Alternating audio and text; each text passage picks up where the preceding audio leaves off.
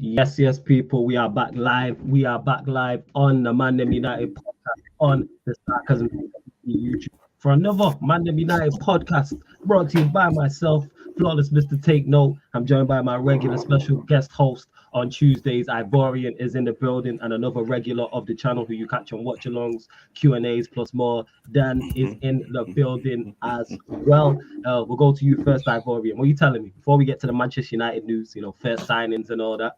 How you doing, man? You good? I'm not doing all right today, because obviously today has been a little bit of an impact, brought a little bit of smile to my face. But in general, I'm doing all right. I've enjoyed my weekend as well, just like you, man. I've enjoyed your weekend. Watched a couple of fights. Certain men didn't get knocked out in the UFC competition, but still, it is what it is. Watched a bit of wrestling. A surprise winning for the men's Money in the Bank ladder match, which I don't want to spoil for some of you mans may watch wrestling. You don't want to be spoiled. You still haven't watched the pay-per-view yet. But yeah, I'm doing good, my bro. I am doing good, man. Big up to everyone that's tuning in. Remember to subscribe, smash that like button, because this is a day that starts the beginning of something special at Manchester United. Yeah, man. We're going to get to that. Big up, Jez. Yeah, man. I just changed my mic over. That's why the audio was off. So my audio should sound good. Dan, what are you telling me, though? Outside of football, what are you saying? You good? No, I'm always blessed, man. I'm breathing. I'm alive, fam. I woke up today. Do you know what I'm saying? That's all that counts, bro. Love that. Like, life is short, fam. So I'm breathing. I'm here. Yeah, man. Love that. Yeah, you know what I'm saying? So we gonna get into everything, but make sure you hit the like button, subscribe to the channel, and make sure you keep all of your questions and comments Manchester United related, people. That's what it is on the ManDem United podcast. And as you can see from the title, TYRELL MALACIA signs for Manchester United, the first signing of the Erik ten Hag regime. So to everyone who was in the chat a couple weeks ago and last week, it was like, Ten Hag's not being backed. We're not going to sign anybody. Like, yo, United are always going to sign players. I always state this. But we'll go to you first, Ivorian. Give us your thoughts on it. I'm over the moon about it. I can't lie, man. Just no more Luke Shaw. That's what I just got to say. First of all, the only way to start off this is by actually reading what was stated on the club website, Okay.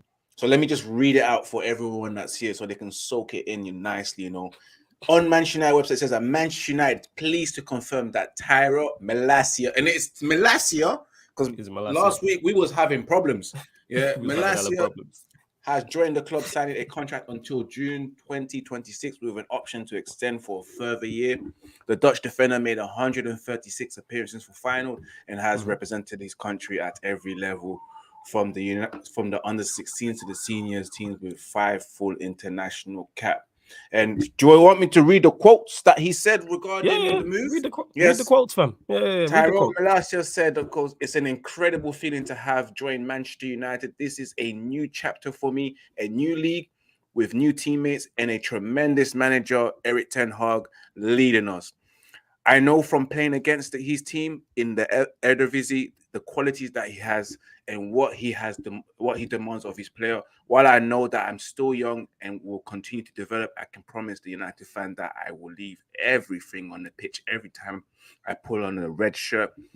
I've always been thankful to Finals for all they have given to me and my family. None of this would be possible if it wasn't for them.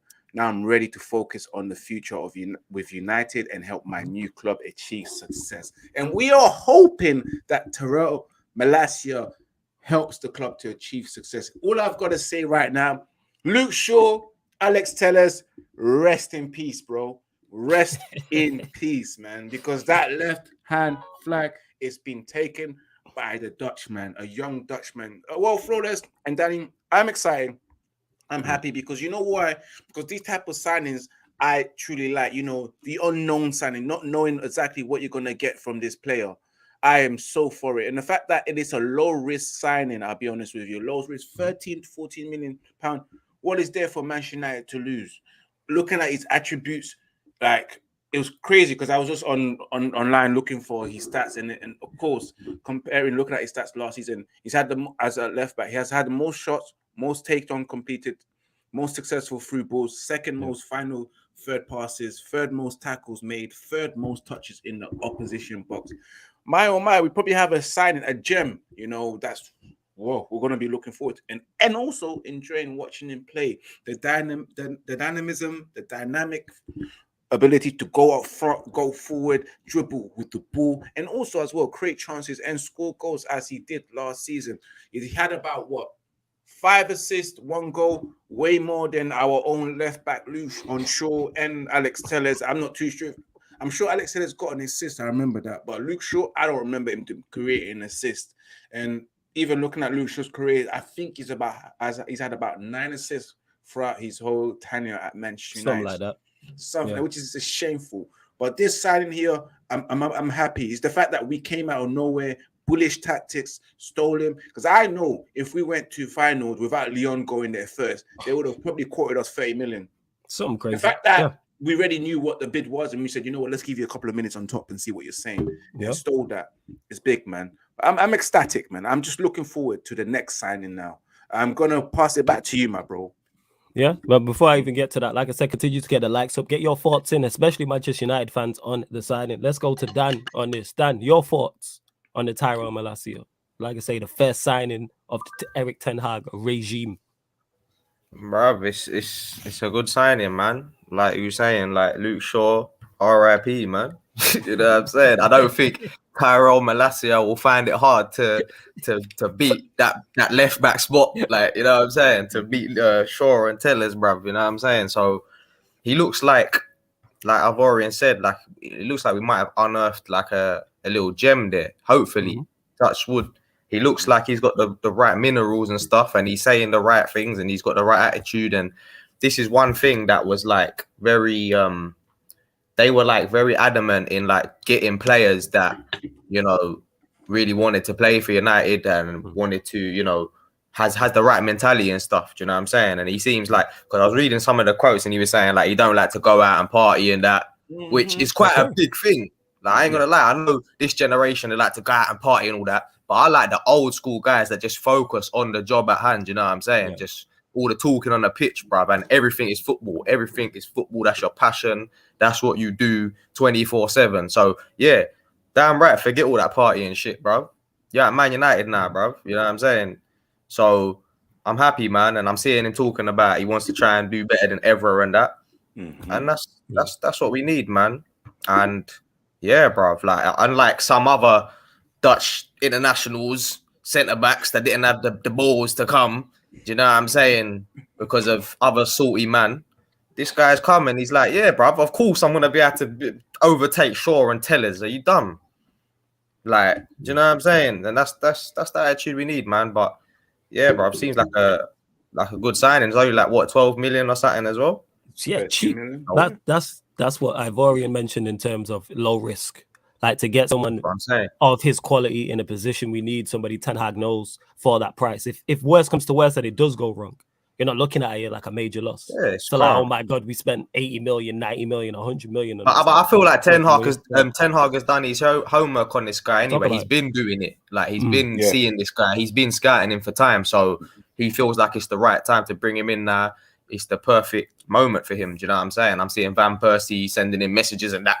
Like, it just seems like all the pieces are fitting together for the kid at the moment, man. I wish all the best for him in his career, man. I want him to succeed at Man United and become our starting left back straight away, bro. Like, I feel like he can do it. Like, straight away, he can hit the ground running, bro.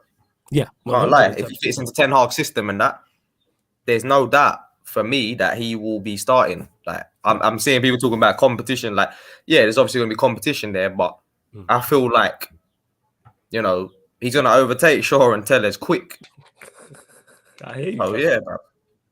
Trust me. No, I get exactly what you're saying. In regards to competition, I'm just happy we have signed a left back. You know what I'm saying? I don't know a lot about him. From what I've seen, I like. You know what I'm saying? Just some P&P. I've said this before and that. Just give me some pace and power from the left back spot.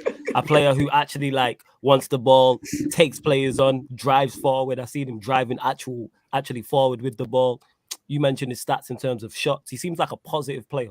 And that's what I like. Like he'll have a positive impact. Dan already touched on it as well in regards to Ten Hag knows him. They're coming from the same league. So he's played against him. So for him to go out and get a player who's played against him, he's like, you know what?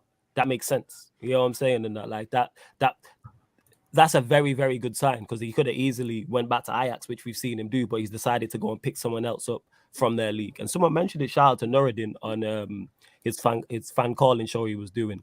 And someone mentioned it and said his stature, he's not saying he's of the skill set of this guy, but his stature reminds him of Evra. And I was like, that's an accurate comparison. So I'm not saying he's Evra people, but in terms of the stature and how they're physically built, he does look like that. So I'm all for this. I didn't think we was going to sign a left back. I'm not going to lie. And I never expected it to be the first signing either, because we was linked. This was late. This was like out of the blue. Like, we've been linked with De Jong for the longest. Martinez and Timber have both been mentioned for the longest. Anthony's been mentioned, but the left back spot was quiet. So then to actually go out and sign a left back and it be the first signing is positive for the price it's at as well. I see no issues with this deal whatsoever. I see no problems. Like, I like it. I like it a lot. And hopefully it is a big step in the right direction as well. Big up to Brush in the comments. Gonna run through some. I also like the fact how happy the guy is, bruv. He just looks bare happy, like just smiling, like bare teeth, bruv, bare teeth, and that I'm seeing. Like, yes, you just signed for Manchester United, man, and your competition is Luke Shaw. You'll be all right. You'll be all right. Your competition is Luke Shaw. You'll be okay. You know what I'm saying? I really have to say is that what Danny said, I can only echo it, man. The fact that my man said that I don't like going out, you know. I would just chill at home. It's the type of footballer that I want. A footballer that's concentrated on his game as well as that be thinking, nah, he doesn't go out. I like that, man. The fact that he's boring, I like that, man. I don't care, man. Because some players like that, we got players who like to get their haircuts, go on holidays and do parties in Times Squares and dance in Times Square and sort of look for a football club. You know, we're all about players who take things seriously, act like a true professional. And that's one of the things why I always commend European players compared to English players, because they take football as a true profession and act profession accordingly to the actual sport. Whereas our players here like take the piss out of the situation. The fact that they're professional footballers, they go for a piss, you know, crash their car, get out and run away from the situation, you know, after they've told people to stay at home. That's the type of players that we have around here. And they love that. They commend that. And then you can't commend actions like that. You look at Messi, you can tell he's boring. You don't even want to hang out with him at all, because you can tell the type of guy he is. And that's the type of footballers that I like. Footballers that you don't really want to hang out with, you know. You get me? Because they're boring. What they do is just focus. I get what you're saying. You want him to be fully focused and invested. And it doesn't mean you can't have a personality, but football should come first. And the fact that I didn't know he had said that he doesn't like going out, it seems he is the right character. And I do think it is overstated at times in terms of character and off the field, because if you don't have the skill set on the field, what does it matter? But it seems he has both. So I'm all for it. And he seems happy to be here. So people talking about, oh, Manchester United haven't got the pull, who would want to be here? It seems he's genuinely happy to be here. And why would you not be? It's a manager who knows you. I'm saying, like, doesn't know you personally, but knows you having been in the league. Also, there's going to be other Dutch players who are going to land, who are going to be in and around. Donny's there. You know what I'm saying already. De Jong might land. Martinez may land. Anthony may land. So it's like, it's all positives. And the fans will love him. You know what I'm saying? Because the bar is so on the floor. If he just overlaps consistently, we're going to love him. That's what happened to Brandon Williams. People forget this. Yeah, it's true. It's true. When Brandon Williams took Luke Shaw's place, Brandon Williams was just doing the basics. Get me? Closing down, tackling, overlapping.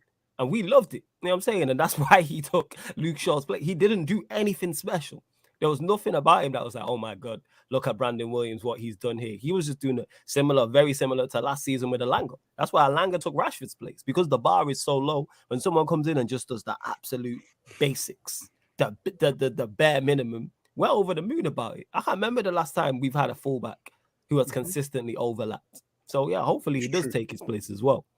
Brush says hit the like on the way in, folks. Make sure you do that. Jez says big up Mohammed as well. Says big up legends in the building. Big up, man. Shout out to Emmanuel. Says big up the gang. Danny has to do the can't do it like us dance for the kids TYRELL.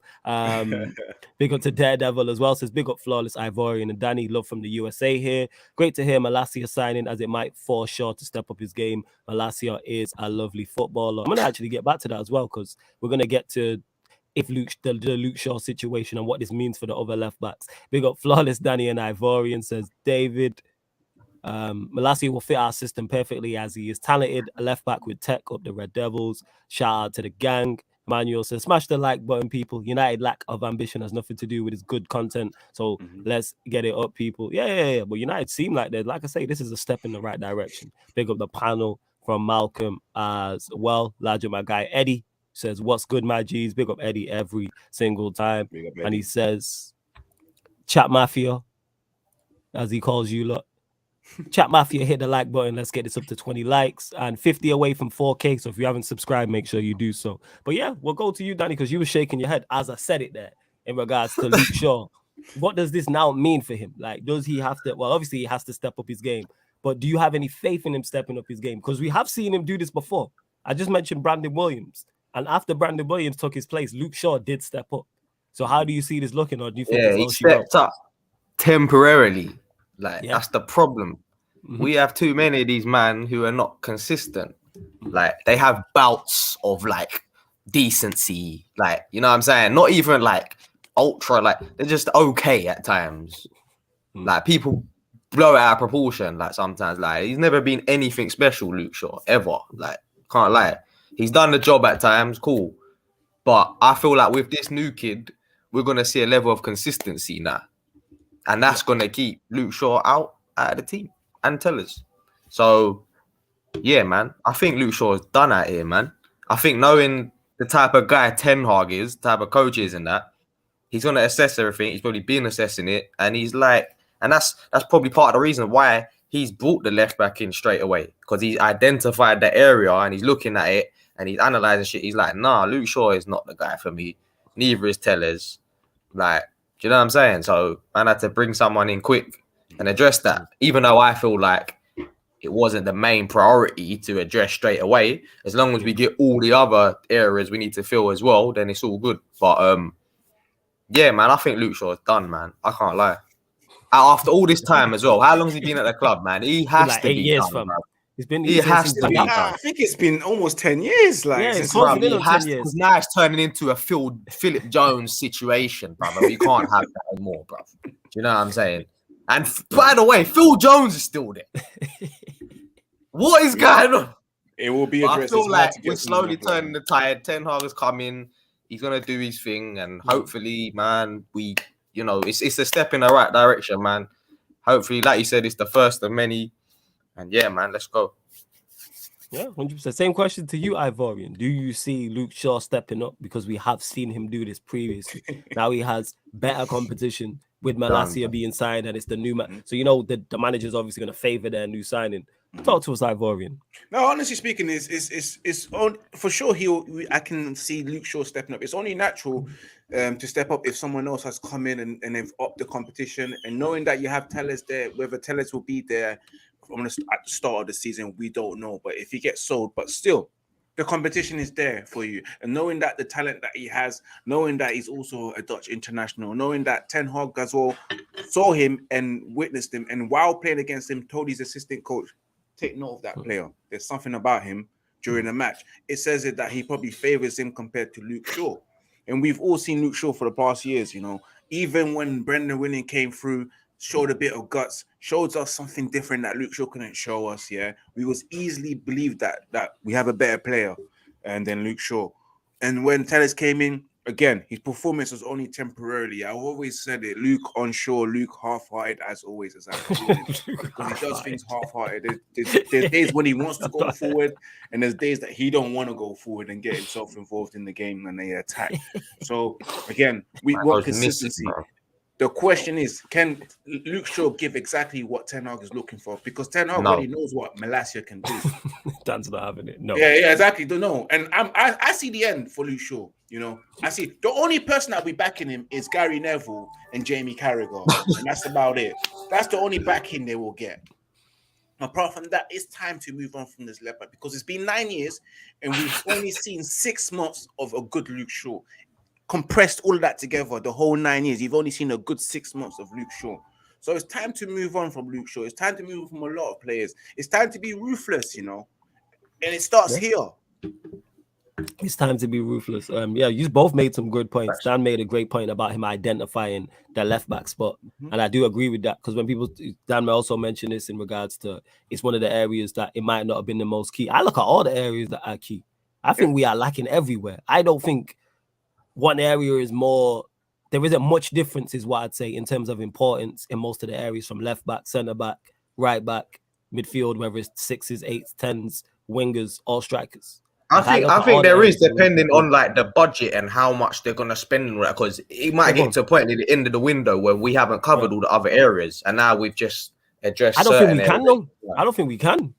I think it's important. I don't think we can. I don't think we have not even a big enough budget. I just don't. I think it's impossible to to get a whole new team in one window. We basically need a whole new team. Like in an ideal world, let's do it. Like left back, yes. Centre back, we definitely need a centre back to me, 100%. Right back can be argued. We definitely need a 6. Eriksen's coming in as an 8, but we definitely need 2 8s. We definitely need a right winger. We definitely need a striker. Like without question, like where you rate those, I wouldn't argue you down where it is. I'm just saying they're all important because I don't look at any of them apart from Sancho. I don't look at any of the players and go, that place is solidified. Sancho's the only one on the left wing I look at and go, yeah. Strikers ain't convincing with Ronaldo if he's leaving or not, which we'll get into. Martial the same. Right wing, a myth. Who we got out there? Diallo's young, so I won't stick that on him. But I don't want Diallo starting week in, week out. First with the new manager. Like, what's man 19, 20 years old? I think that's unfair to him. Rashford not good enough. Alanga currently not good enough. If we're playing 10s or 8s, Bruno we know is not good enough. Fred we know is not good enough. McTominay we know is not good enough. Eriksen landing, that's a great signing. De Jong, if he lands, we have no 6s, or we can class De Jong as the 6. So that's 1 6. That's good enough.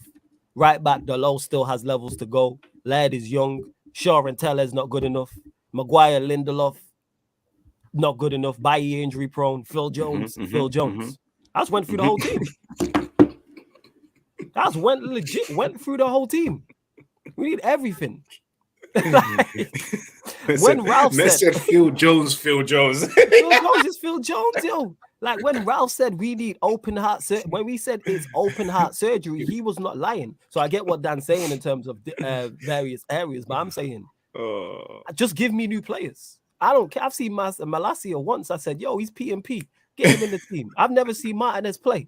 I'm like, yo, I'm like, Ten Hag knows him. Hey, he's better than Lindelof and Maguire. Get that man in. 100%. Go sign me some 6s, whether that's De Jong, someone else, Eriksen, which we'll get onto as well, because the backlash I'm seeing from from certain fans about Eriksen is crazy. You know what I'm saying? What Danny Murphy said on Talksport, also crazy. And then our wingers are just outside of Sancho. Diallo, I actually do like. That's it. And then the striker situation, we'll also talk about. But on Luke Shaw, will he step up? I think he has to. I think this is the first time genuinely his position is under threat. Yeah, because we've seen him fold. Like Van Gaal signed him. Obviously, he had the terrible injury that happens. He had issues with Luke Shaw. Ollie played him a lot. Ralph also, it was a mix between him and Tellez. But now new managers come in and sign the player for your position. Man is coming for your shirt. You know what I'm saying? And he's coming to take that shirt and say. So we'll see if he steps up. And this is good because either we get a better Luke Shaw and it forces Malacia to step up, or Malacia steps up and Luke Shaw hits the bench. Yeah, but bro, we got Tellez in already from before. And then it's like we're banking on Shaw. It's like, bro, like if he's done, bro. Banking on him, bro. He's done, innit? It has to be done now. After all the injuries, after the length of time he's been here, after Tellez coming in and he's still not stepping up, it's like you're done now, bro. You're done. I hear you. With the what's it called? And I think it's also what added to him was that Tellez didn't step up to the levels we expected. And that was the issue. Where now you look at Malacia and go, yeah. If our fullback options are Malacia is the first choice and Tellez is as the backup, I don't really have issue with that. You know what I'm saying? I have no problem with that because I'm tired of Luke Shaw the same way I'm tired of all these players already. But yeah, speaking of that, obviously signings being linked heavily to Eriksen. Reports have come out, obviously, I think it was yesterday or 2 days ago, saying that terms have been agreed. Dan, your thoughts on Eriksen? Yeah, by the way, someone said injury prone as well. This is what I'm saying. Shaw is just done. But yeah, anyway, Eriksen. Yeah, man. Again, I rate him. He's a quality player. Do you know what I'm saying? I've always thought he was a sick player. You know what I'm saying? But it's like, I just don't want. I'm just concerned about Man United, and from what we've seen in the past, we don't know what to expect. Sometimes we think because, like, what if we just end up with Eriksen? Like, it wouldn't surprise me. Like, if they just got Eriksen for the midfield and that was it. Like, and everyone's now like, what the hell? Initially, you're like, yeah, he's a good signing. But then when it comes to the end of the whole window, is it really a good signing? Do you know what I'm saying? We look back in hindsight, we'll be like, bro, like we thought, yeah, he's a good signing, but we needed more than him. We, like you said, yeah, I think, like you said, we need 3 midfielders and shit. We need that for it to be a successful signing, the Eriksen signing, because he's like a bonus. He's an add-on. He should be an add-on. Do you know what I'm saying? So, yeah, my thing is good player. Obviously, we need midfielders, so we'll take him. Do you know what I'm saying? He's good at set pieces and that. He offers something different. Do you know what I'm saying? So, happily take Eriksen. Do you know what I'm saying? But again, is it a longer term signing? No, because he's kind of old now, but it's cool. The thing is, people keep mentioning his age. Man's like a year older than Bruno. Is it? Yeah, he's younger than Pogba. I thought he was like 32 or something now. No, he's not that old. That's what I'm saying. People, that's what I'm saying, fam. Like, people was mentioning this. I swear he's younger than Pogba. Well, I'm saying. Okay. Like, he is 30. Yeah, this is what I'm saying. So he's not too. I swear Bruno's what, 28. What I'm saying. 27. You know what it is? It's because Eriksen's just been around for so long. We think he's old. Yeah, he's been about. That's what it is. Because he's just been around. Like, you gotta think he was around like in the Poch era with that Spurs side. You know what I'm saying? Yeah. With it. But people going on like he's a busted flush. Like, yo, Eriksen's still a quality player. Eriksen's still a quality player. I said this already. He improves the squad of every single team. Does he go in? Does he start though? Like, for you? At times, I believe so. It depends on what is Ten Hag trying to do? What's the lineup? Is he playing? This is what I'm saying. I'm gonna just trust Ten Hag, innit? Yeah. Because for me, I would look at it and be like, I'm not really. He starts currently right now. Is it? What am I talking about? Yes. Now, if the young lands, that's a whole different conversation. But does he start currently? Yes. If he gets to Manchester United, he's our best midfielder. Now, even if the young lands, I think he still probably starts with Ten Hag. That's where it's like, hey, if we get I'm saying if we get if it's a De Jong, Donny, Everton midfield, obviously that is a little bit lightweight, but I'm all for it. If I see that trio, I know what Ten Hag's trying to do. I get it. Man's trying to dominate the ball. Like, we ain't trying to defend. We're going to dominate the ball, do what Van Gaal did, and then that's brave. He could be looking to do that, you know. I'm with it, because you don't necessarily need physicality to be successful. Like, it's a myth. Does it help? Yes. Do you have to be very well? Look at City's midfield. And yeah, we're not Manchester City, but look at what they do. The reason why their midfield works and they can play 10s, 8s is because they dominate the ball. They do very little defending. And that's props to Pep, and that's props Rodri and Silva and Gundogan. Foden plays in Phillips there. now, isn't it? Yeah, that man ain't physical. You know what I'm saying? Like, even with Phillips, when he used the Fernandinho replacement, he could have went and got a more Fernandinho-like profile to replace him, but he went and got a Rodri more like, because Calvin Phillips isn't physical. Like, he's not an Ndidi, is what I'm saying. He's not a Fernandinho. But it'll be interesting to see, because if it is the young Fred Eriksen, I'm all for that, Fardine. I think Fred plays. I like the thought of a Fred De Jong double pivot if we're playing 2 6s. I do like that. Would I prefer us to go and get another 6? Absolutely. But I think De Jong and Fred are good foils for each other. I think they complement each other very well. But again, look at what we're talking about, Dan. We actually have genuine selection headaches. When is the last time we've had selection headaches in our midfield? This is a great thing we're talking about. Normally, we're just having mid-off. I don't think it's a headache yet, though. I can't lie. I think we still need another midfielder at least. Like, I think we still need 2, ideally. I get that's what I'm saying. That, but it is in terms of, because we're including De Jong in this. So if De Jong does land, you have De Jong, you got Eriksen, you got Donny. That's what I'm saying. We can't include him yet because he ain't here. Yeah. Hey, I'm including. Hey, positive thoughts, man. I'm including him. What you mean? Positive thoughts, man. Put it out into the universe, man. You know what I'm saying? God. Put it out into the universe. You know what I'm saying? That's why I'm including, because we're talking hypothetically. Because I'm not trying to see McTominay or Bruno, but chances are we'll probably see one or both of them, unfortunately. Remove your feelings, man. McTominay's still here and De Jong is not here yet, blood. He's not in it. No, man, it's mad. Ivorian, what are you telling me, man? Eriksen, because it seems we're closing in. Obviously, it was unsure. Talks was originally he was going to go Spurs. He might stay at Brentford. Manchester United weren't leading the race. Then it seems Spurs dropped out, and then we beat Brentford to the playoff. Talk to us. You know what? One thing regarding Eriksen's deal is that I think it's a no win, no lose situation. You know, it's again a low risk situation where you're signing someone on a free contract. And I was saying a couple of weeks ago, we need to probably look at some of these free transfers on top of the amount of money that we will spend just to add to a bonus. And again, guys, I said it before. So signing someone like Christian Eriksen brings experience into the team, because Manchester United have lost quite a bit of experience. Losing Cavani, losing the likes of Mata and Matic, especially in the midfield, is a lot. So they will need to bring that back in. Eriksen, again, you saw what he's done with Brentford. Why can't he do the same with Manchester United? I do see him as a player that could get himself involved in starting certain games as well, and also coming off the bench. But I can see him as someone that will have an impact within the squad. He's quality. He's a quality player. He's a player that Manchester United, again, has always wanted and always chasing him before he went into Milan, while he was at Spurs. So it's nice to see him actually probably beating the shirt of Manchester United, which, fingers crossed and touch wood, that it will be done. And regarding those, again, talk shit, I never listen to talk shit at all with those scrubs. Danny Murphy that looks like Danny Mills. It confuses me as well with those bald headed. They have guys What do you say? who are never good at football players. He said Eriksen, I'm paraphrasing, but something like Eriksen's not a good signing for Manchester United, basically. That's the bottom line, though. But if he signed for Manchester City, he's a superb signing. He's an excellent addition to the squad. Let me cut you off. I'll state this again. Sense. He improves every single squad in the Premier League. He don't start for everybody. Don't get mistaken, but he improves every single squad, including City.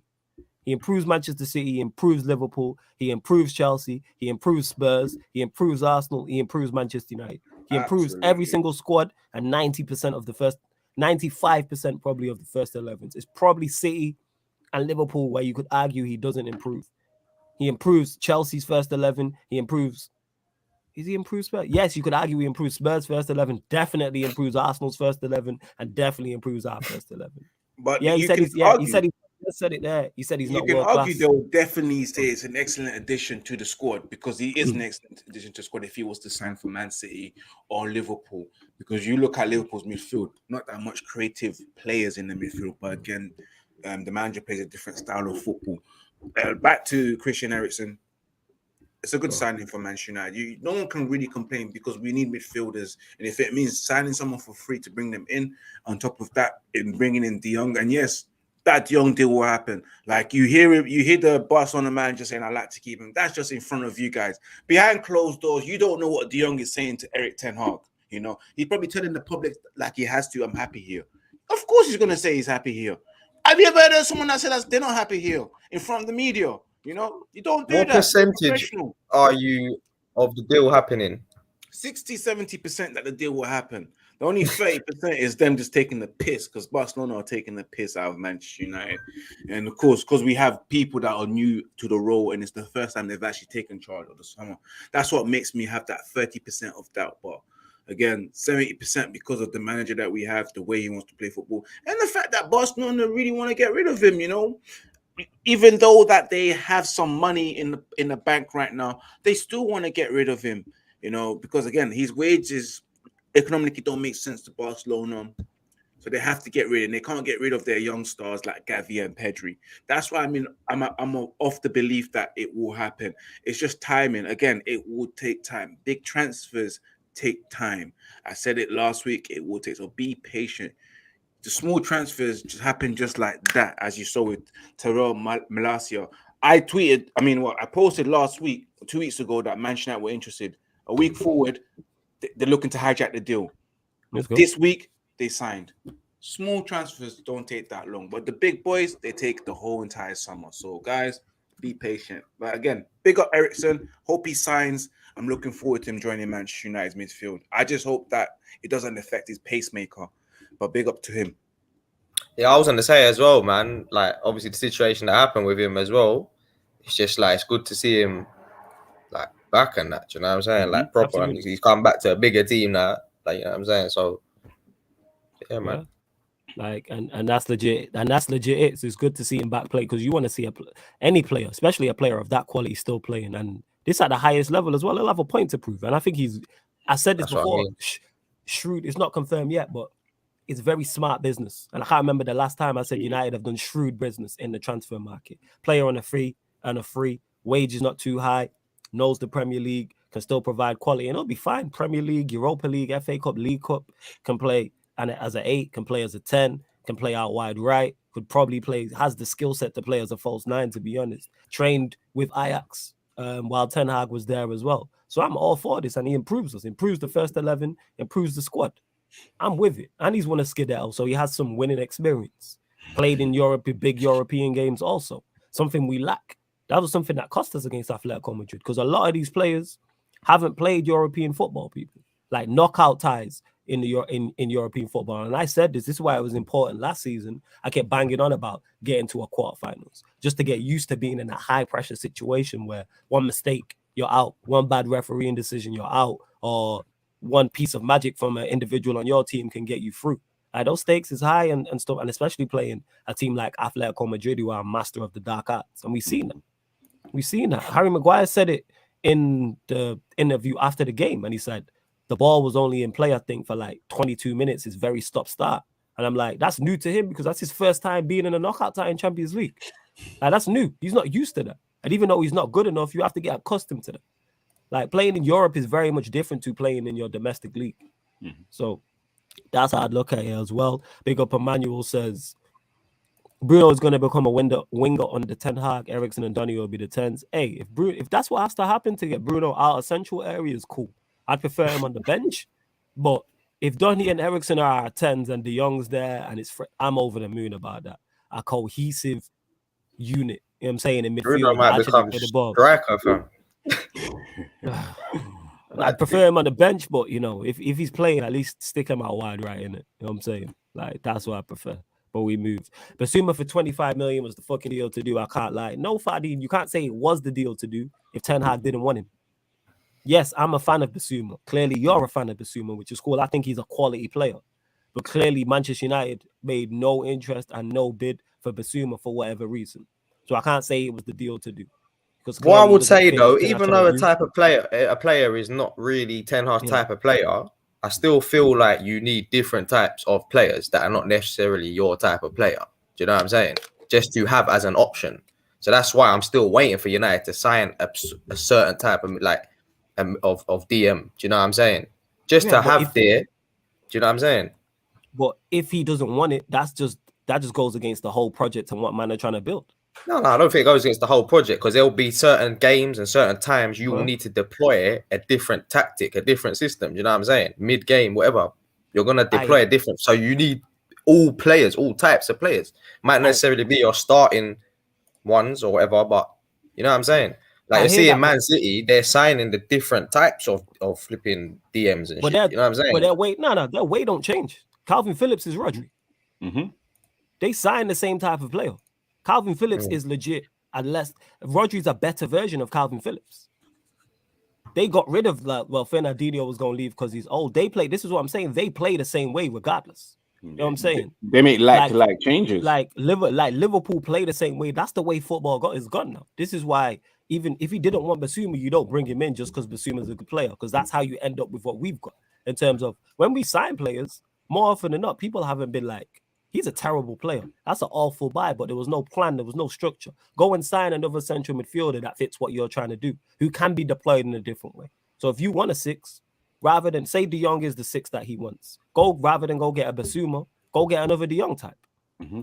Like, make it fit. Like, this is all his style. Give that man all the tools he needs to do what he needs to do. I wanted Basuma personally because I rate him highly, but clearly Ten Hag was like, no. And it could be various reasons. Because if we sign Basuma and it doesn't work out, then the conversation will be, well, Ten Hag didn't want him. Why did we sign this Basuma? He doesn't fit the system, etc., etc. So I can't say it was the deal to do. I can't, back the manager. You know what I'm saying? As you all told me during Ollie's reign, now let's do that. Exactly. Back the manager in that. You know what I'm saying? That's all I'm hearing. Like, yeah, I'm just saying. I'm not saying you. I'm saying in general, nice. Not you.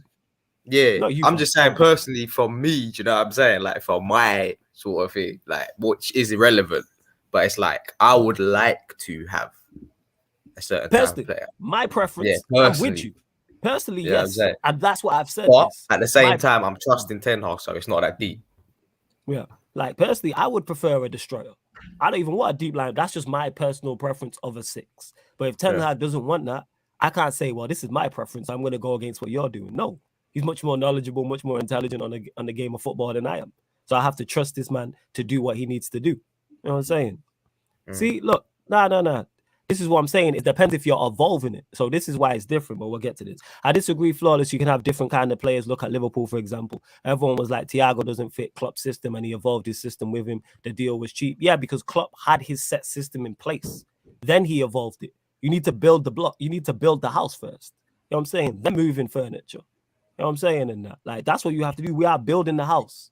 The house ain't built. We just putting the bricks and the windows in. We're putting the bricks together, putting the windows in and all that. Never mind where the electrical appliances are going to go and where the couch is going to go, and we're going to convert the loft. You know what I'm saying? And we're not there yet. We're not there yet. You know what I'm saying? You said it there. How we evolve in a system when we don't have a system. You can't evolve a system when you don't have one. So let's get the building blocks in place and get what he needs. Then you evolve it. Because Pep will do that, Klopp will do that, but their house is built. And then Thiago was then come in and changed it. And we're seeing it now with Darwin Núñez. But what did Klopp go and do? Go get a load of runners for his midfield. He got a load of kick and run guys who were physical. And that's what he did. Same way with Pep. He went and got ballers. But he still used a Fernandinho. But now he's gone away from that type of six. That's what I would say. Yeah. No. Pyramid scheme. This is a lie. You just not been here long enough. No one who watches this channel said back Ollie. You just not been here long enough. Go back, ManDem United podcast. Listen, bro, everyone was backing him at first. There's a playlist on the channel of this show. Just go back in the archives and see the Ollie in versus Ollie out titles and see me going back and forth with the comments. Now Ollie outs have disappeared. Like I said, they're like Ja Rule fans. You can't find them. Obviously. You know what I'm saying? Hey, I'm right here. I'm right here, bro. Like, is what is that? There's few and far between. All them people are telling me I was wrong and Ollie will be successful and I should support the club and don't celebrate when Ollie wins. Where you man at now? Man are all silent now. You know what I'm saying? Man was right, and man don't want to be like, you know what, I called it wrong. Man have disappeared. Go back and check them shows, Pyramid Scheme. Them Ollie versus Ollie out shows. Because that was every week. You know what I'm saying? For months on end with this dead manager. But we move. See, look, Eddie was there. He knows. We had hella people come through when we would win, telling us to back the manager. It happened on watch-alongs when we would be with Dan. As soon as Ollie would win, oh, you still Ollie out. It happened all the time. Go back and look at the United watch-alongs, people. Like we're not rechanging history. This is not what we're doing. Nah, this is not what we're doing. Now man can't get a job. Mr. Miyagi says Ericsson is a squad player to replace the midfielders we lost. Also in for Dybala. I disagree with that currently. I don't think he's a squad player. He's our best midfielder. He's our best midfielder currently. If he gets here with the way our midfield is set up, he is our best midfielder. Clearly, it's not even a debate. Now, if the young lands, he's still one of our best midfielders. He should still be playing, to be honest. But whether he's used as a squad player or not, I'm just happy to have him here. Me too. Yeah, man, happy to have him here, without doubt. Where else we at? Emmanuel saying here, the young has just bought a new house in Catalonia and proposed to his new girlfriend, so his personal life is there. The only problem is his wages are too high and he doesn't want to take a pay cut. Mind you, he's on 450k. They'll sort that out. It's not my money. They need to deal with that. Barca is spinning the PR that he's greedy and doesn't want to take a pay cut. It's leading towards him staying in regards to the young. I think the deal happens. I don't think it goes on for this long. He's got a good point, though. Talk about it. I said it before. You don't know exactly what he's been telling Erik ten Hag in the background. You know, you just don't know the conversation that they're having. You know, he's been in dialogue with him, so you just don't know. But yeah, go on, Danny. I just want to say. No, I was just saying, like what you said, we don't know what's happening. So to sit here and say it's definitely gonna happen, like we can't say that. We've seen in the past in Man United where things look so certain that it's gonna happen and it doesn't happen, bro. So I'm not getting gassed. I'm not like, I'll just see what happens. Wait and see, man. That's it. I'm not gonna just put all my eggs in the basket and be like, yes, he's definitely coming. He's coming. I'm not even gonna say 90%. I ain't even gonna say 60%. I ain't even gonna say 40%. No, I'm gonna just say I don't know. Innit? Yeah, the reason why, even though I can't say so, I'll never sit her down and here and say for definite we're getting De Jong. I'm not confident it happens, just because of the length of the time in the negotiations. Because if it was a no and a certified no, then that's an easy conversation. No, I don't want to be here. No, we don't want to sell him. Cool. So if that's not the case, because there has been negotiations going on for this long, I think Barcelona are just trying to get all the money they can. That's why I personally believe. This is just me just guessing, giving my opinion on this, people. It's a money thing. Barcelona need the money. They know we have the bag. They're trying to get all the money they can for this, which makes sense on their part because we've seen prices everywhere. I've seen prices everywhere from 60 million up to 100 million. So Manchester United are trying to do the correct deal and get him for 60, 70 million. Is Ten Hag in conversation with De Jong? Of course he is. Like, this is the ex-manager. Of course he definitely is. But this is why I'm not worried or concerned about, but I am confident it happens. And I'd be gassed if it does happen. Absolutely. Fardeen, we're going to get onto this. Would you do a Kante Ronaldo swap? So we're going to get onto the Ronaldo situation. But to answer this question, and I spoke about Kante before, is he declining? Yes. Would I want him in my first team? No. However, in a squad role on the right wage, would I take him at Manchester United? Absolutely. He's great squad depth to have. So not as a first teamer, but he'll just be in and around the team. Similar to Eriksen in terms of Premier League proven, experienced, won literally everything, and still adds value, even though he's not of the level that he was. And Ronaldo can dip. But we'll get onto that. The Ronaldo news, obviously, we've been speaking on it a lot in regards to him coming out saying that, well, this is reported, people, that he wants to leave Manchester United and go to a team competing for the Champions League. He's been linked heavily with Chelsea as well. Dan, your thoughts? When the news first broke, actually, what was your thoughts when the news first broke? I didn't think or feel anything, bruv. No surprise. Like, just like fucking Ronaldo. Like, he's all about him, innit? He wants to achieve shit still. He still feels like he's got what it takes at this top level and whatever to do something. Fair play. If he believes that, which he does have a lot of self-belief in himself, that's how he's got this far. Do you know what I'm saying? Then go ahead, do your thing, man. Leave, man. I want you to leave. Do your thing. It's the right time to leave. Let us build on for the future and actually plan and do shit for the future. You know what I'm saying? And I'm all here for Ronaldo staying. If we still get another guy in, a striker, like, do you know what I'm saying? And not relying solely on him. But yeah, man, when I first heard it, I wasn't surprised, man. And I'm just thinking, like, where's he gonna go? To be honest, like, I don't even know where he's gonna go. Or is it all a spin to just push Man United to sign people and do things and stuff? I don't know. This is what some people are saying, innit? But I doubt it. I genuinely feel like he wants to go. When we got banged by Brighton and that, I think that was the final nail in the coffin for that guy. Do you know what I'm saying? I'm seeing his face. I'm like, yeah, he's done.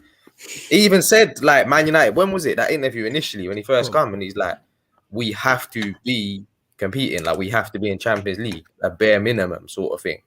He was talking then as if, like, if we don't get in the Champions League, I'm dipping. Like, he was indirectly saying that if you paid attention. So it's not a surprise, man. So when I heard it, I weren't surprised. And it is what it is, man. Save Ronaldo. He left Juventus just like that. He's going to do the same here. Do you think he leaves? That's what I was going to say. Do you think he leaves? That was going to be my next question. I don't know. Like, I think it all depends on various factors. You know what I'm saying? Like, if his agent can get him a suitable move and that, then yeah, he's going to leave. Do you know what I'm saying? If all the pieces fit and that, then he will leave. I think he knows that he needs to leave because of his age and whatnot, and he still wants to be in Champions League and stuff like that. So if I was him, I would leave. Okay. You know what I'm saying? Look at Man United. Like, it's not the same Man United that he was at before. So yeah, man. That's what lets me know. And you mentioned it there, because I've said this before. I don't think he leaves simply because there's nowhere for him to go. That's what it is. Like, and it's not the same. It wasn't the same Manchester United before you got here. So it's like either you wasn't paying attention or you believed you could turn it around. And I could have told you that there was no way you was turning this around. What made you think like that was the biggest thing for me when it came out when the reports came out and it said he wants to compete for top honors. If you want to compete for top honors, why are you at Manchester United in 2021 or 2022? Why? But he again, just got caught in the moment. Like, he was just like, exactly. Let me be the guy. Emotions. You know what I'm saying? What do I always say, man? People letting emotions and the people in the chat do it. Emotions clouding their logic in that. What made you think with that team and who we're competing against that we was going to compete for top honors? We haven't competed for top honors since 2013.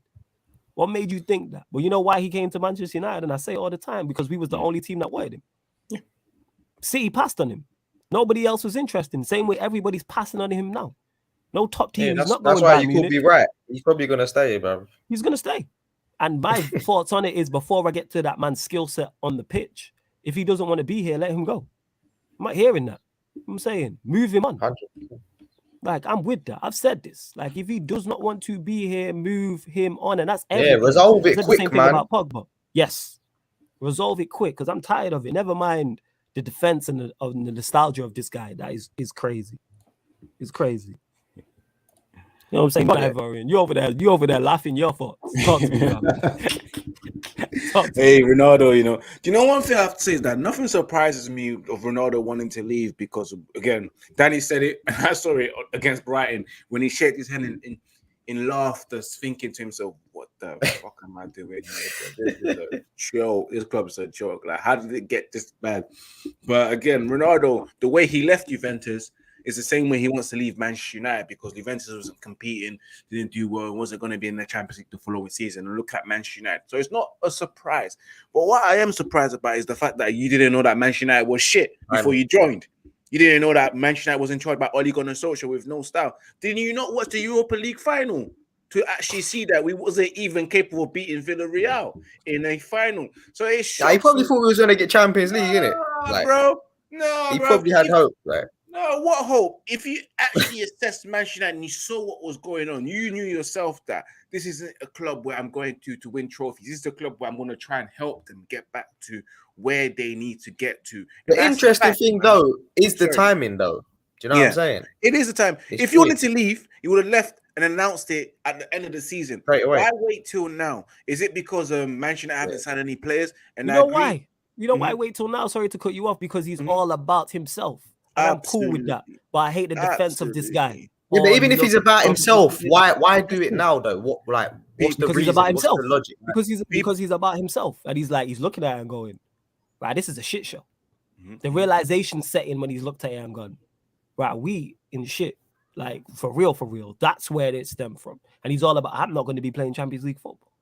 Damn, I need Champions League. He knew that. He knew that the way the season was going. And one thing I have to say is that, what I could say, he could have delivered it a long time ago. But again, people say maybe he's doing it because again, like Danny said earlier on, he said maybe he's doing it to shake up the transfer market, make sure Manchester United get the business done. Because as soon as he said he was thinking of leaving last week, we saw a little bit of movement in the transfer market. And again, it's another thing. If Manchester United players don't qualify for the Champions League, their wages go down by 25%. Is it a money thing? Is it a money thing with Ronaldo? Is the fact that he's probably going to get a pay cut and he's probably going to be on 350k. But again, if Ronaldo wants to leave, good luck to him. He could leave, because at the end of the day, I see the advantage of having Ronaldo and I see the disadvantage of not having Ronaldo at the same time. So like, I'm okay. You want to leave?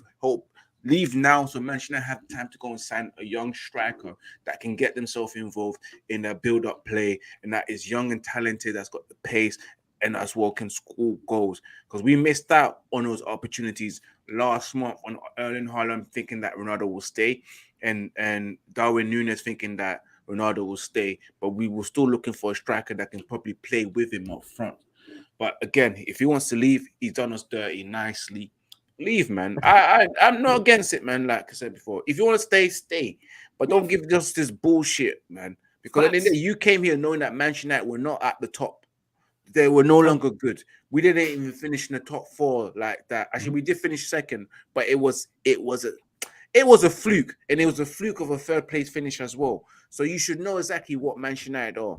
Again, the Europa League final says it all. And the manager himself, even when I saw the pictures of Ronaldo coming back, standing in front of Oli, I knew he didn't believe in that guy. I just knew it that he did. So from there, you could just take it there like, I'm going to be here to help the club get back to where they need to get. I know the season might not go the way it's going to go, but yeah, let me be realistic.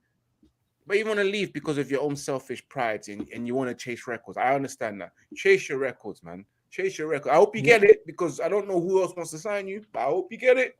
And this is why it'll be interesting when he does leave, like the reasoning and stuff. Like, I want him to explain and come out and say exactly what it was. Like, you know what I'm saying? But I don't know. Because remember when Rooney wanted to leave and he was coming out and saying about like how they lacked ambition, they weren't signing players and that. So maybe it is that. I don't know. No, it's because, in fact, he says that he waited to find an excuse to get out, and now he's using transfers as an excuse. It's kind of like that too. And Jez is saying it. He woke up and realized United will not be competing for top honors, so he wants to run now. Like I can't even say it running. Like I understand not wanting to be at Manchester United Football Club. I get it. You know what I'm saying? If you have ambition and you're trying to compete for top honors right now, I understand why. Because United is currently we're in the project stage. That's where we're at. But Ronaldo ain't interested in projects. He's not been a part of a project ever in his entire career. When you think about it, all the way from Sporting up until coming back to Manchester United the second time, he's never been a part of a team building to try and get. Yeah, I think it was emotions, like you said, man. I think he got swayed by like Ferdinand and all that. Yeah, man. And they were all like, "You have to come back to Man United," like, and he probably his heart was telling him one thing, and his mind was saying something else. You know what I'm saying? And I said this, people, go back and look at ManDem United podcast before he signed, and I said, do not sign Ronaldo. This is not the signing to. This is not what we need. This isn't a requirement. He was never the answer. That question was never posed. Nobody looked at our front line and went, yeah, we need more goals. Nobody said that at that time. But then Ronaldo became available, and because it's Ronaldo in name, people got gassed up. It's like, go get what you need for your team. This isn't an individual sport. This ain't tennis. This ain't boxing. This ain't MMA, people. This is a team sport. What did the team win? Don't bring me, oh, he scored 18 goals, and where would we be without him? We had our worst season ever, and he's a part of that. So hold that man accountable. Because if we have our best season ever and he scores goals and we win the league title, he get praised. So how come he gets praised when he goes well, but it's criticism and it's like he's zero criticism to Ronaldo? Nah, man, hold that man accountable. Like I said, there's too many people who are fans of players and not fans of football clubs. That's the big problem. Too many people of that. Like, how many of you are legit? And you lot in the chat, but I see all the time. I'm like, people are really stands of players. I'm a Manchester United FC stan. That's who I stand, the football club. You know what I mean? Players come and go. We've seen Ronaldo leave before, and we've seen a better version of him leave. So it's like, if he wants to leave, let him go, because you're part of the reason we're in the Europa League. Let's not do that. You're part of our worst ever season. You played enough. Let's not do that. Let's not do that. Like, we play with kid. Is he most to blame? Absolutely not. But is he a part of the team? Yes.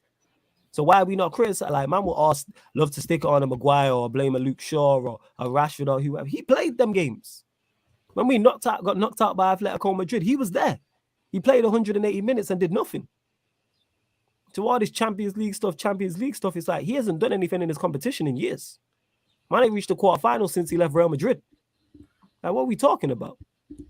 But again, I've said it. I'm convinced people would have Ronaldo playing up front at Manchester United when he's 45 years old because he scores goals.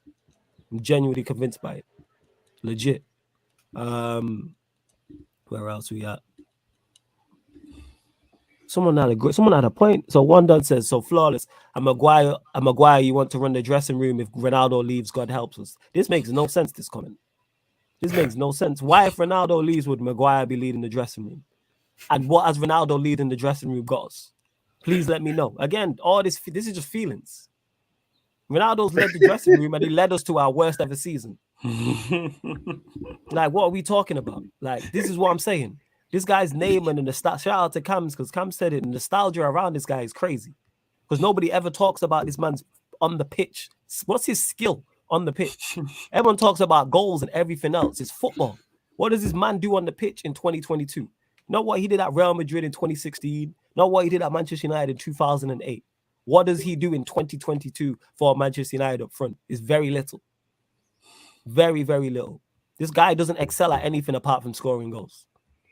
But people want him up front for Manchester United. This is why he can't get. This has been 2 seasons in a row. Ronaldo's been available and nobody wants him. 2 seasons in a row, people. I'm saying this world beater, this elite striker who scores all these goals and nobody wants. City passed up on him and he was free. You know how bad you have to be for someone to pass up you up on a free? And City said nah, and he fits what they're trying to do. We were the only team that was in for him. Now look, man could go Napoli. Bayern Munich, nah. You know what I'm saying? The only reason Chelsea want him is because the owner wants him. Tuchel's smarter than that. That ain't like Tuchel's way smarter than that. He's Lukaku 2.0 if he goes to Chelsea. And I've told Chelsea fans this. Me and Lewis have debated this many a time. He's Super Saiyan Lukaku if you get him. You're going to have the same issues. That's why. And then on top of everything I'm saying, this guy wants to leave. The audacity. Imagine. The situation that we're in, you want to leave, you know? Yeah, you want to leave. Like, that's like a girl want to leave you when you're broke. Like, what the fuck, bro? That's the same situation. All the chips are down and everything is down. You've lost your job. You don't have any money. And you're on your last £5 note. That's when your girl tells you she wants to leave you. What kind of fuckery is that? Happens, bro, on a daily. It's a muzzle. You know what I'm saying? It's muzzle. And yeah, you're right, Chris. Shout out to Chris. Ten Hag, yeah. Why is it players running the dressing room? People will do everything. Like I say, the goalposts always move for this guy. All the time. Is this true? Pereira's going Brentford. No way. I hope Mashallah, brother. Hopefully. I'll have a look at that. No. You get me? He's the muscle and fitness Lukaku. Yeah. That's good. That's good, Surfer, yo. Shout out, Surfer. That's good. He's the muscle and fitness. Nah, I wouldn't go that far. But, No, he would. No, he would be though. He's a better version of Lukaku. This is what I'm saying. Like I have Lukaku, bro. I'm not comparing the two. What I'm not even gonna get into it. Again, that's emotion right there. That's what I'm talking about. What not even an emotional thing, it is, fam. It's not even. But God, he's super saying Lukaku. What does Ronaldo excel at apart from scoring goals? Legit. What does Lukaku excel at apart from scoring goals? He's super saying Lukaku. They're taking the piss, bro. I'm being deadly. I'm just saying. That's what I'm saying, isn't it? I'm not, because you like Ronaldo. That's what it is. It's not taking the piss. It's facts. You know what I'm saying? That's facts. And I'm not talking about him, his career. I'm talking about right now, at 37 years old in 2022. He gives you goals and nothing else. You know who else did that? Who we just watched in West London do that all season? Lukaku. Just seen him do it. It's the same shit. You know, this is what I'm talking about with this guy. Like the goalposts move, the arguments change. It's always, we need team players to create for him, and the manager's not good enough, and it's the board, and it's the owners, and all this stuff. Why is this man available and nobody wants him? Yeah, it's true. It's true. Hell aspects. The contract's a lot. We all know that, but still, you would be interested regardless. You'll be trying to get a bank loan from the bank just to get him in the squad if he was that desirable, to be honest with you. But we'll see, innit? We will see. To me, I still have the feeling that my man might stay because no one wants him. No one can afford him. And he says it, Fax flawless, keep Ronaldo away from Chelsea. No, it's not a comparison in terms of they're on the same level. You know what I'm saying? Ronaldo's better than Lukaku. That's not what I'm saying. I'm saying that profile is the same. They give you the same things and give you the same issues. Ronaldo just does it at a higher level. That's all it is. They both score goals. Ronaldo scores more. That's it. Mm-hmm. Like, that's it. You know what I'm saying? Like, legit, there is no difference whatsoever in terms of that. He's a higher output. This is why Lukaku had to go back to Inter on loan. Inter didn't even sign him. But if Ronaldo went back to Italy, I'm sure he'd score goals because he's a goal scorer. I don't even think it's that. Ronaldo is pissed because all our players have been doing up gym sessions for preseason and he's already a hench. So he's like, is he y'all are all doing what I already do, no improvement, so I'm out. I don't think it's that. You know what I'm saying? One done says, goals are flawless. Name who in the world can score goals like him. Was he the top goal scorer? So what does this mean? This is what I'm talking about when this guy. I don't even know what this comment means. So because he scores goals, we should keep him. Is that what you're getting at? So where did his goals? What do you reckon about this when they leaked about Go on. Players are going to be happy when he leaves and stuff, and they're going to be filled with joy and stuff because they're not going to be able to, they're not going to be having the pressure of Ronaldo behind him and shit. Do I really take it? It's probably not even true, but like, probably not. Do I believe there's elements of it? Do I believe players resent him? Nah, not really. I think all that stuff is just, again, all of that stuff just overshadows man's ability on the pitch. Ronaldo's always been this way. Ronaldo has been like this pretty much his entire career. But you know why he's spoken about? Because man's no longer at the level he was at.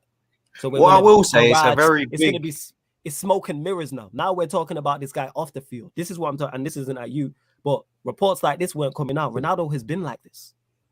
But this is what I'm saying. You're making me. You're basically pointing to the fact you're like, this is a big distraction that's unnecessary. It's an unnecessary distraction at the moment. Like, we don't even need this. Like, do you know what I'm saying? No, we don't. So, we don't at all, Danny. We don't. That's what I'm saying. So aside from all of that, whatever you think of Ronaldo and shit, whatever, it's just like I don't even want to hear it. I'm just tired of it. Like, I'm tired of like just resolve the shit quickly. If you don't want to be here, get rid of him, replace him, keep it moving. You know what I'm saying? Simple as that. Yeah, 100%. Like without that. Does his son play for Man United? Yeah, so we can take it. We can keep the son, bro. Let the guy go, bro. Like, keep the son in the academy, bro. We'll take care of your son, Ronaldo Jr., bro. He's ours now. You get me? You can go. The son stays. We'll look after him. And if he needs a sponsor, people are there for him. You get me? But I can't believe it, man. It is what it is, man. We just have to move on from the situation. And it's, again, Danny's right. It needs to be resolved ASAP. Not now. Like, the fact that you're out here not turning up for preseason training and you're in Portugal out here doing your training sessions down there, it's just shows how unprofessional it is. That people can respect Ronaldo for the player that he is, but the behavior is a bit weird. You can't behave like that and get away with it. Report for training, be a professional. But why is it because you want to leave? You don't. All of a sudden, you got family reasons and etc. You can't fool us fans. You know, Manchester United with their dramas, they can't fool us by tweeting Ronaldo didn't come because we allowed him to have family reasons and he should stay at home. We don't believe in that. We know that the guy said, "I'm not coming to training." What are you gonna do about it? You get me? I don't know about all that. I don't know. I definitely know that. He probably told them, text them, say, what are you gonna do about it? What are you gonna do about it? What? You're gonna sack me? I don't know. Only certain men can do that in the workplace. I don't know about all that. I can't do that in the workplace. What are you gonna do about it? Civilian can do that in the workplace, but certain men that got stature can tell you, "I'm not coming in today." You're gonna do something about it. You're gonna sack me. No, you can't sack me, bro. You want me to stay. I've got bare power. Like. Yeah, got too much power. I want to be in that position. Though. I can't lie, come in because of family reasons. If you're in that position, you're sick, bro. In your workplace, like you can tell, man. What are you gonna do about it? Oh my! I ain't gonna lie. I've done that at jobs where I've not even been in power. Yo, you must have been the. I've done that. Starting point. No, fam. You know what it was? I didn't want to be there. So I'm just I just didn't want to be there. So I'm like, fuck. Oh yeah, sack me in it. Yeah, I was at that point. That's I'm like, oh, you're 10 minutes late. You're lucky I showed up at all. I'm talking about if you offer so much value to the players. Yeah. Like, it don't even matter. They have to keep you, like, regardless. Yeah. Them ones you could be an ultimate dickhead. Yeah, they still keep you. 100%. And to one down here says, who in our team can score goals like him? You go and sign players to do so. So we should just keep him then. Is that what you're saying, one done? We should just keep him forever then, innit? He should be 60 years old playing up front for Manchester United. This is what I'm talking about. It's always everything. It's always everything else with this guy, and this is what I've realized. And you know who also had it was the exact same argument for Ollie. It was always, it's the board fault. The players ain't good enough. We need to back him. He's a club legend. There's no other managers out there that are good enough. The arguments are very, very similar. Look, if we talk logically, because I know you like logic flawless, and we all do, yeah. Logically, it's done, innit? It's time to move on, bruv. Like, think about the future. He don't want to be here. Get rid of him. Yeah. Remove the nostalgia and the feelings. Like, oh, he's my favorite. He's my favorite player. Do you know what I'm saying? But even I am gonna say he needs to go. Like, do you know what I'm saying? It's just logical. Like, so just go, man. Resolve that shit, man. But this is the thing. Knowing Man United, how are they gonna handle this? From what we've seen in the past, how are they gonna resolve this? Is it gonna be quick? These are the questions. Are they going to get a replacement in? Or are they just going to make do and flipping convert Bruno into the fucking false nine and shit and all types of weird shit? You know what I'm saying? Bring Martial back, who's been done for time. Like, he's another one that needs to just be done. Like, you're going to bank on other players and that you've been banking on. Like, it's rubbish long, man. Like, it's okay. Like, it's okay. That's like, you know what this is the equivalent of? Staying in a bad relationship with a girl you don't like because there's no one else out there. That's what this is the equivalent of. Oh, who else can cook like her? Yo, just be single, innit? We have to be single, bro. Cool. Be single, cool. You know what I'm saying in that? Be single, cool. One don't you ain't even listen to what I'm saying, but we move. True. As I was saying, all jokes aside, though, you can't really compare Lukaku and Ronaldo. Ronaldo has more in his locker than Lukaku. At least he has a wide variety of goals he can score, and his movement is better at his age. I didn't compare the two. I said they are the same profile. Again, Emmanuel, I ask you the question. I understand where you're coming from. No, outside, it's not even an understanding thing. Somebody please tell me. When you said the profile, now I get it.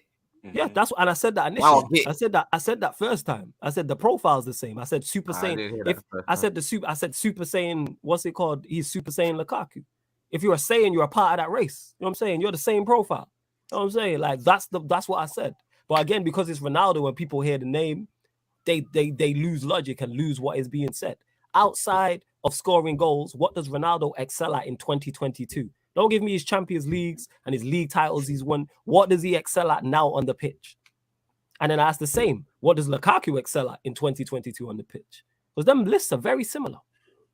Excel people. So I'm talking on a scale of 0 to 10. What is Ronaldo 8 out of 10 better at? 8 out of 10. It was either 8 or more.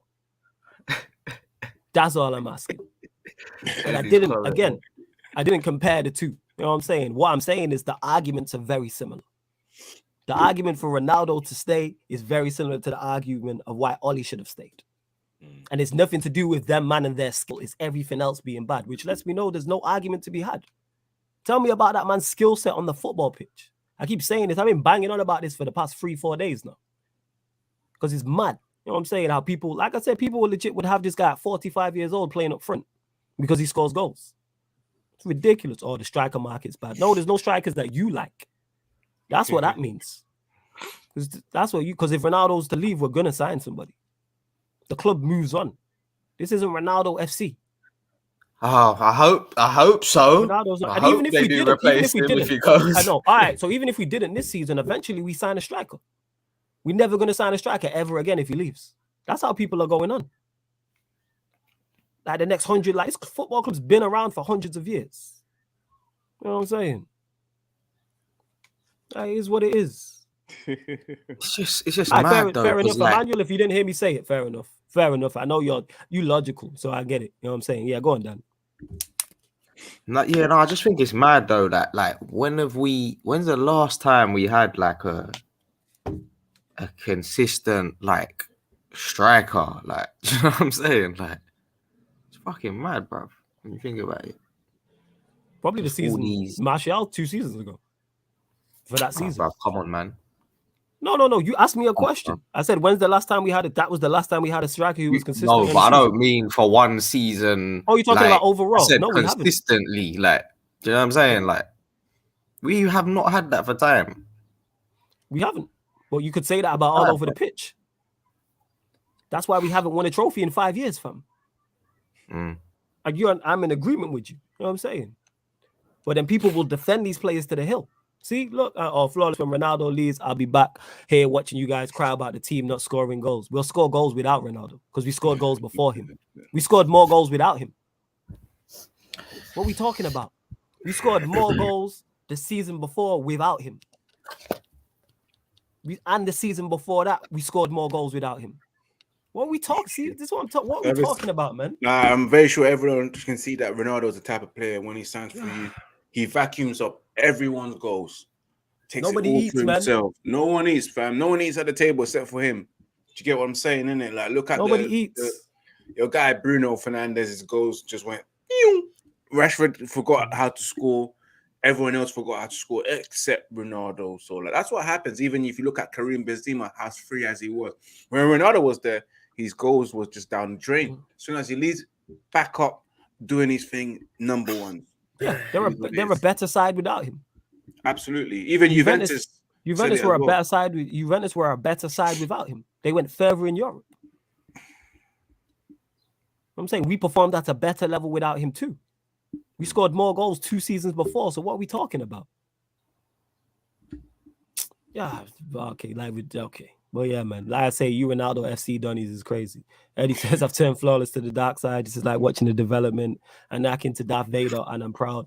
So No, I'm not gonna lie to you. You're flawless. You're out here acting heel, dissing the fans, telling them that you don't need them and all that kind of stuff. Like you're a heel wrestler right now, you know. Yo, my head was hot, man. You know what I'm saying? Sunday on Shameless FC, I went off. My head was hot with this Ronaldo situation. I'm just like, oh my. Because you know when you, as more as you content create and the more conversations you have and the more you watch other content creators and more fans interacting here and more social media posts, you see it. Like how people are just a lot of fans are just much more interested in how they feel. It's about their feelings. It's not about the football club and Manchester United doing what's best for them. It's how they feel. Having Ronaldo at our football club makes them feel good, even though Manchester United had our worst ever season. So clearly we need to look at this. We're talking about, oh, we need him in the Champions. This man hasn't done anything in the Champions League since he left Real Madrid.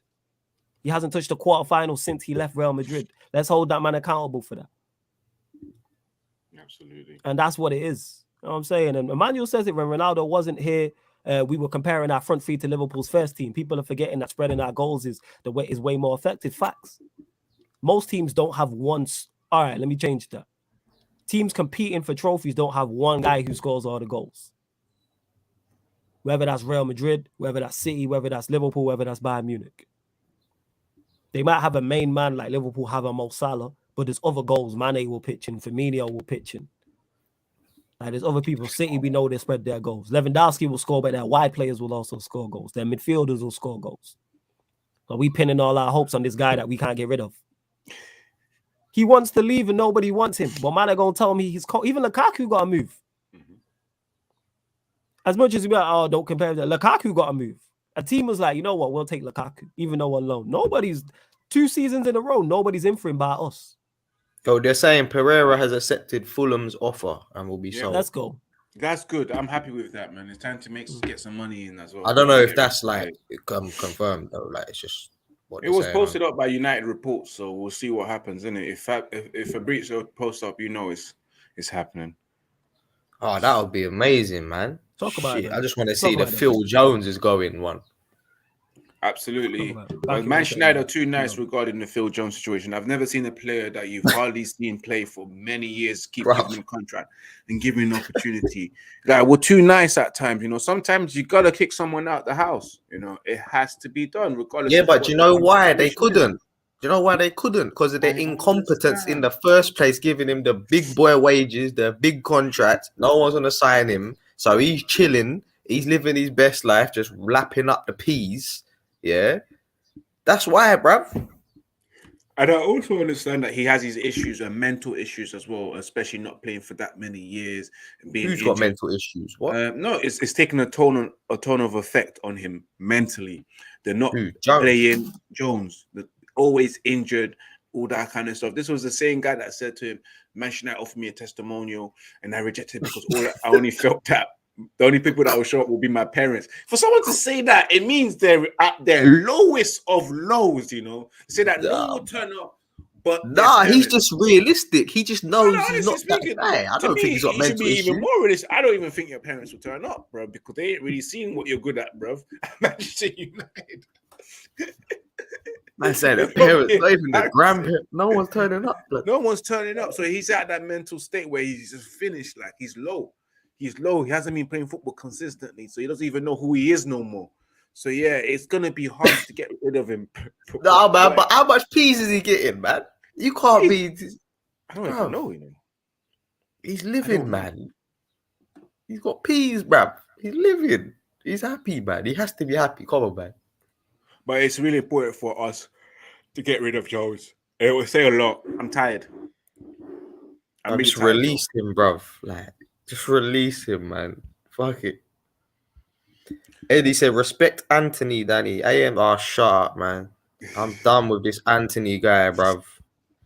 The fuck, man. Little fanboys, like Martial fanboys, bruv. It's done, bruv. He's another Luke Shaw. It's done. All these men are done. I don't care with your love affairs, your personal thing. Like, I love Ronaldo, innit? But he's done as well. They're all done, bruv. Allow it, man. Sorry. That's cool, man. I only got the back end of what you were saying about them. Hey, bro, like Anthony Martial fanboys, bro. Relax, man.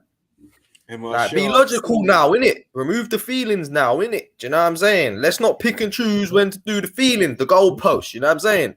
Martial has been a flop, bro.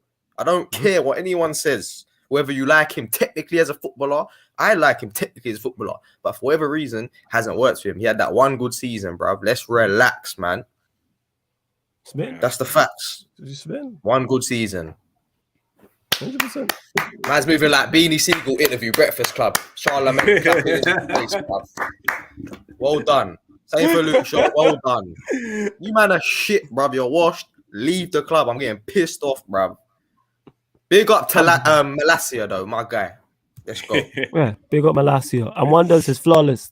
I'm very happy that you believe the Glazers will replace Ronaldo when he leaves. Yeah, they will replace Ronaldo. So we'd I say hope we so, never. innit? No. Again, no. Let's elaborate on this. He may not be this season, but we will replace Ronaldo. Of course we will. So we're never going to sign a striker ever again. Is that what we're saying?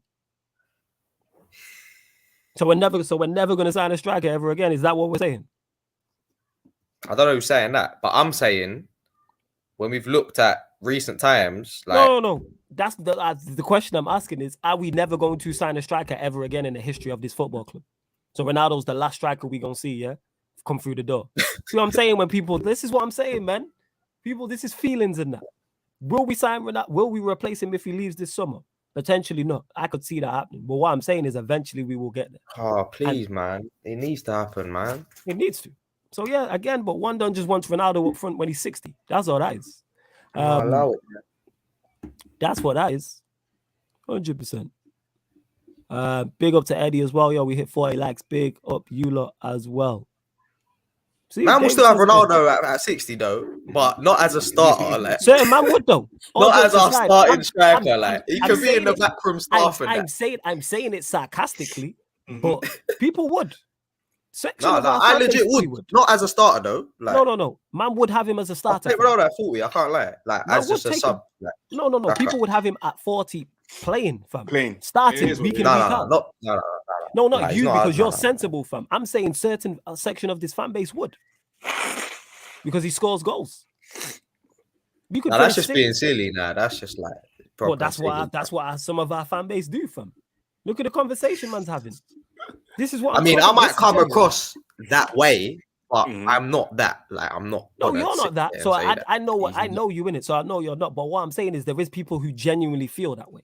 Man are telling me United ain't gonna sign a striker Oh, that's ever mad. again in the history of our football Well, club. they need to. So we should just keep Ronaldo. It's outrageous. See the goalposts. The same with Ollie. Oh, who are we gonna get? It was the same thing with Ollie. What manager we gonna get? Who can work under the Glazers? Do you trust the? Hear the argument. Do you trust the Glazers to go get another manager? It's the same shit. What's that man's skill level? Man ain't said nothing about this guy's skill. There's nothing about that boy's talent on the football pitch. It's all extra stuff. I'm tired, man. I'm tired. I'm tired, bro. I'm tired of this. We all tired, man. Tired. Marcia's still a top player. Oh, shut up. I ain't Yeah, I you're ain't trying to gonna hear read that. the rest of your comment, bro. Sorry.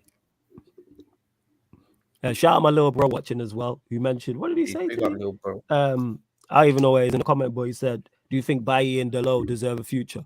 Bailly, if he just can't stay fit. That's the problem. Bye, no, Delo. Bailly Yes. can't stay fit. I like Delo. I'm a fan of Delo. What are you saying? Listen. What are you saying, Ivorian? Me Bailly and again, my own brother for the same country, bruv. No, fam, just leave, fam. I've had enough of you as well. I've even had enough of seeing you play for my own country, fam. So like, It's not because we hate the guy. It's not a personal attack. Like, Yeah, we it's don't. not personal. We like Yeah. the guy. We like people. You know what I'm saying? But Yes. as a player, it hasn't worked out for you. You've had bare injuries. Therefore, go. Yeah. Yeah. That's it. Facts, Ivorian. What are you saying on Dalo and Bailly? And big up Ken. Dalot has an opportunity to stay as well, because I feel like Dalot favors more into Ten Hag's way of play in terms of the attributes that he has and his key strength going forward and crossing the ball. So I feel like there's a player to work with Dalot. But again, I've had enough of him, bro. Just move on, bro. He's an excellent defender, but his rational decision makings and his ability to not stay fit is a problem. So Manchester United should move on from this. You know, it's been that how many 4 years, and hasn't been consistently playing. So move on, free him up, just like Jones. Free him up, get him off the wage, and bring someone that's actually naturally fit. That's my honest opinion on those two. Because I'm saying this, because I've thing, heard bro. this. Julio says Bailly been injured for 2 years, just saying, and we haven't seen him. But it's just one of them. Even though he's been injury free, you just don't trust him. Like, he's been injury free probably because he's not been playing. And I rate him as a player. I think he's talented. It's not a talent issue. It's an availability thing. Availability is an ability. Yeah, go on. It's a funny thing because when we watch Bayern games, there's always moments in the game that say, "Oh my god, I think he's injured." and he somehow finds himself way back to play the rest of the 90 minutes. So I don't know. I'm not too sure about him being injury-free for 2 years. I feel like he has been injured. He pulled or tweaked muscles at certain points that have taken him out for a couple of weeks or two, and then again slowly has to rebuild his fitness. I've seen that as well, man. So I don't think he was completely injury-free throughout the last 2 years. So unless someone's got his injury record and spoken to his physio, then bring it here so we can see. But I don't believe he's been injury-free throughout the last 2 seasons. I know he's been injured at times. Yeah, I hear that. Man are saying here we need a solid number 9. Depends on what Ten Hag wants to play. Well, do we need I think we need a striker whether Ronaldo stays or not. I've said this. Cavani left. We do need a striker on top of needing other positions as well, like without doubt. Daredevil says even Lindelof needs to leave. He's too weak and soft, just gets bullied off the ball. My problem is like if he's like our 4th choice centre back, cool, but he shouldn't be starting. So hopefully with the new centre back who comes in, it's him and Varane. If Bailly does somehow miraculously manage to stay fit, cool with that, and we don't see Lindelof and Maguire, I'm for it. I think Bailly, like I said, he has all the attributes, but when is enough enough? Like you can't just continue to break down. Like we need games. We need games from you. I'm not saying have the Glazers replaced Ronaldo since the first time he left? Yes, because we signed players after Ronaldo left. Yeah, but I get what he means. I get what he means, though. In terms of quality? So that's a whole different conversation. Right winger, like even the number 7 was missing. But Ronaldo's not been quality since he came here. What are we talking about? Man, just moved the goalpost. He's not been good since he's not. This is what I'm saying. In that all of a sudden now it's Ronaldo didn't get replaced with quality, but he's not been quality since he's been here. So how do we know the next guy's not better than him? Again, man, Ronaldo stands. Hella Ronaldo stands, man. Change your name to Wanda and Ronaldo FC. You know what I'm saying? Everyone losing their mind over Ronaldo leaving. I'm hoping, praying he leaves. The least drama around the club, the better. With you, Kenan. That's what I'm on. That's what I'm on, without doubt. It don't mean there won't be any more drama, though. Oh, yeah, we're Hollyoaks, so we'll always be drama. But at least that's like killing off like Phil Mitchell at EastEnders. You know what I'm saying? A lot of the drama goes in it. Or like Max Brannan or some shit like that. You feel me? Like, that's where that stands from. He is, you know what I'm saying? That's what that is with Ronaldo. That's why I didn't want him in the first place. All this nonsense. Oh, bring him back. You know what I'm saying? Nostalgia will kill you, people. You know what I'm saying? Love and emotions will get you killed. And look at our football club. You score goals. Jez said it earlier. Yeah, what did these goals get us? Nothing. Just absolutely nothing, flawless. It got us nowhere. Yeah, man. Fucking ridiculous. Yeah. Absolutely outrageous. There we go. Is this true? So this is from Sky Sports. Is that that's the Asian guy with the bald head in it? I mean, you know what I'm saying? Yeah, that's him. It's the Asian. I can't pronounce his name in it, so that's why I said that. You know what I'm talking about. Yeah. Ten Hag is talking to all the players individually about his plans and their ambitions as they return for pre-season. That process will continue with Ronaldo when he returns. Good that he's having a conversation. Good about that. Thoughts on this, Dan? We'll go to you. On this comment, talking to the players. Yeah, of course. You need to be doing that. But I mean, would he just be talking to them now for the first time? I guess he would, innit? Yeah, because he's not met them all. Yeah. I'm sure he's spoken to a couple guys though, like the Dutch guys and stuff. Maybe like he's spoken to some players probably, but yeah, man, we'll see, innit? I don't really, not really much I can say on that one. It's just like, yeah, he needs to chat to them. He needs to see if they're on board with the system and that. Maybe he's already spoken to Ronaldo, and that's why we're getting this news. Ronaldo wants to leave. Who knows, man? I don't know. But it'll be interesting to see who's going to fit, who's not. You know what I'm saying? I don't know if just by having chats with certain players, if he can establish just from the chats alone, like if he's in their plans, you know what I'm saying? Or if he still needs to just see everyone and get a feel for everything. But I don't know. It's a wait and see thing, man. Yeah, I'm with you. I feel like it's needed to have all the individual talks with players in their plan to see what their ambitions are or what the type of player they aspire to be, how good they want to be, so you can work on them individually on their abilities. It's actions speak louder than words sometimes, isn't it? It's like you can speak You and can say look it, out yeah. now, but he needs to see it, innit? He needs to Yeah, see what's but that. he will see it during pre-season, and then by the end That's of it. pre-season, he probably sits them down and said, "You know what? Scrap the stuff Yeah. that we agreed on. You need to go." Because that's what potentially will happen for a few players. I see that happening. Regarding Ronaldo again, Fabrizio tweeted that the fact he didn't show up to work today again due to family reasons. While his agent is out here looking around, looking for transfers. So I know what Ronaldo's playing at right now.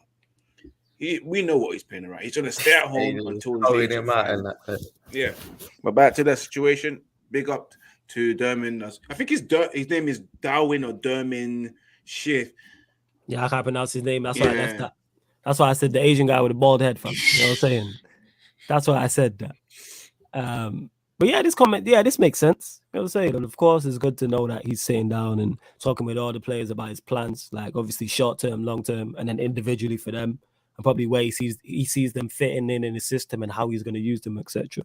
And I'm sure that process will continue. But Jez made a great point when he said Ronaldo did this at Juventus. How true that is, I don't know, but I know Jez is normally reliable in terms of he was away for family reasons. He didn't show up at Juventus and then he left. If you don't want to be here, everything I've said, aside from that, people, if he doesn't want to be here, let him go. I say this all the time, and that's not just for him. I say this about all Manchester United players. I don't want, if a player came, Jadon Sancho, who I think is one of our best players, one of my favorite players at the club. Today, it came out and said Sancho wants to leave Manchester United to keep the same energy. If a player doesn't want, there's no good from keeping a player who doesn't want to be at your football club. No matter who it is. Say again? No, I said cheerio, ta-ta. Yeah, serious. All the different versions of bye. In a bit, man. You know what I'm saying? Arrivederci. You know what I'm saying? Arigato. You get me? Whatever you want to say, Bon voyage or whatever you want to say. It applies to all aspects of life, bro. Like what you said. You know what I'm saying? If you want to walk out, I hold the door open. I hold the door open, man. Be my guest, man. Be my guest. I roll out the red carpet for you to walk out. It's cool. You know what I'm saying? We'll be all right. Like people are acting like he hasn't done anything here since he's been. That's what I don't get. If we had won the league and he was leaving, I'd be like, you know what? I get it. Yo, we finished 6th. But hey. Yeah, but again, it's not just on him. But I hear you. Not just on him, but you're a part of the team because, like I keep referring to, if Manchester United, that's why I don't feel like it's right just singling him. No, it's not just him. That's why I say it's not just on him, but he's a part of the team. Because had we had won the Premier League last season, he'd be getting the majority of the praise. So how come when we do badly, he doesn't get the majority of the criticism? You're one of the better players according to most. That's what people tell me. People tell me he's our best player. We're nothing without him. All right, so show up then. That's what I'm like. I just gotta be honest about the situation. And I love Ronaldo. Like, he's one of my favorite players, but let's hold him accountable. Let's hold him to the high standards you lot hold him to. It's outrageous. Absolutely outrageous. If he wants to, and again, I'll say this again. There's a reason nobody wants him this season. There's a reason nobody wants him last season. Because he's just not that good anymore in 2022. And Eddie's well, we've hit 50 likes. Big up you lot. New in the chat, hit the like. Continue to get your questions in, people, before we close out. It can be on the Malacia deal, it can be on the Eriksen deal, it can be Ronaldo, it can be De Jong, it can be something else regarding Manchester United. Get your questions in. We are going to try to hit 60 likes, like Eddie said. Make sure you subscribe to the channel as well, people. Subscribe, roll to 4K. I don't know how far we're off, but I know it's double digits. So we're trying to get there to do the 4K party, which will be fun. So yeah, man, make sure you hit the subscribe button as well. What else we got coming up? Fan calling show on the Twitch today as well, people. 10:30, 11 p.m. There'll be the fan calling show that's open to everyone. So you can come on and have your say. Disagree with me if you want. You know what I'm saying? In that, or you can just have one question. You might want to rant about something. Fan calling show is open, people. And then we'll do a Q&A after that on the Twitch. Yeah. I love when people disagree with you. Argue. Say that again? Disagree with you. Yeah, I love when people disagree with me when they bring logic. You know what I'm saying? If you're talking logically and you disagree with me, that's good because then I can learn something. So if I disagree with Aaron, for instance, I know he's going to bring logic. If I disagree with a Lewis or a Peter or a Surfer or a Jez or Cams, they're going to bring logic. Don't bring me emotions and how you feel. We're not in a relationship. I don't care. You know what I'm saying in that? This is business. I don't care. Bring logic. Me and you disagree, Dan. You bring logic. I learned something. yeah, when Ronaldo scores 50 goals in the upcoming season, I'll be here. Yeah, just make sure you're here one done, innit? Yeah. One Dunn's a 50 big, goals. big Ronaldo fan right here. You know, I see the way he's just moving for Ronaldo. He's moving within the water and the waves for Ronaldo, man. Big up to you, man. Big up to Outrageous. So you. yeah, Above and man, beyond. Van calling show people. Make sure you call in and that, because people were shook yesterday, man. It's all right, man. It's safe. You know what I'm saying? Horace Spurs says, wait, City wanted Ronaldo though, so why did they not make a bid then? Why did they not offer that man a contract? What was the actual? I don't even know what happened with that. No, Did they was not interested. offer him, No, they did didn't he offer him a deal. decline them, or they declined No. what happened? They declined him because Pep's a smart individual. That's why. You know what I'm saying? Pep's a very smart individual. He's one of the best managers of all time. He's not putting no 37-year-old Ronaldo up front. He's smarter than that. Man trying to compete for top honors. United would let Ronaldo leave if they receive an offer which suits all parties. Ten Hag doesn't want his future to be the focus of next season. Is this true? Shout out to Ten Hag if he does this. Shout out to Ten Hag if he does this. Because Fergie called him and changed his mind. Yeah, sure.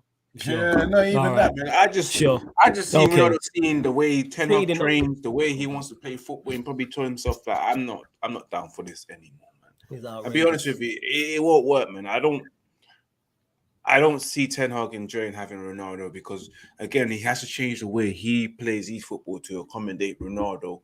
So again, Ronaldo probably saw it and saw the training sessions and thought, you know what, I'm too old for this. Let me cut, man. But Ronaldo, by all means, if you want to leave right now.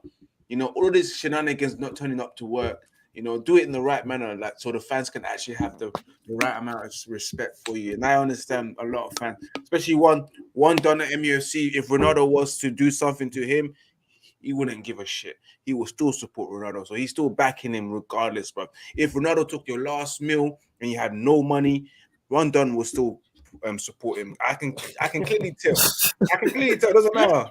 It doesn't matter, bro. This guy's supporting. Men's telling us about him scoring 50 goals next season. Like, really? Yeah, it's mad. You know what I'm saying? Man, just say NFC because man ain't got nothing logical to say. Man, I just have to go to straight delusion. See my point? It's not illogical because there's no logic to back up this guy, and this is why I continue to speak on it, because it has to be spoken about. Someone has to keep it real on this situation. It's mad. CSF, big up King K as well, says Ronaldo isn't the same player. We all see that, but I do think we would have more options if he takes a major pay cut. I hear that, and we would have more options and more money to spend if he leaves. So I'm hoping that what Ten Hag said is true. I've said this: if Ten Hag gets rid of him and goes, all right, in a bit, if we receive a suitable offer, he'll go up in my estimation. That's ruling with the iron fist. We have Paulo Dybala that's free. If Ronaldo was to leave, would you look at someone like him to come in? Who? Dybala. No, I don't want Dybala. No, I don't want Dybala. Nah. Interesting. Why are you guys saying no? I want Dybala. One, his injury record. I know his injury record is not good. Two, it seems that we get linked with this guy every summer. Every summer, it seems like he's like the new school Wesley Sneijder, and we just had 4 or 5 years where we get linked with Sneijder all the time. So yeah, that's pretty much my thoughts on it. No, I don't want Dybala. No, but then again, if Ten Hag is he available on a free?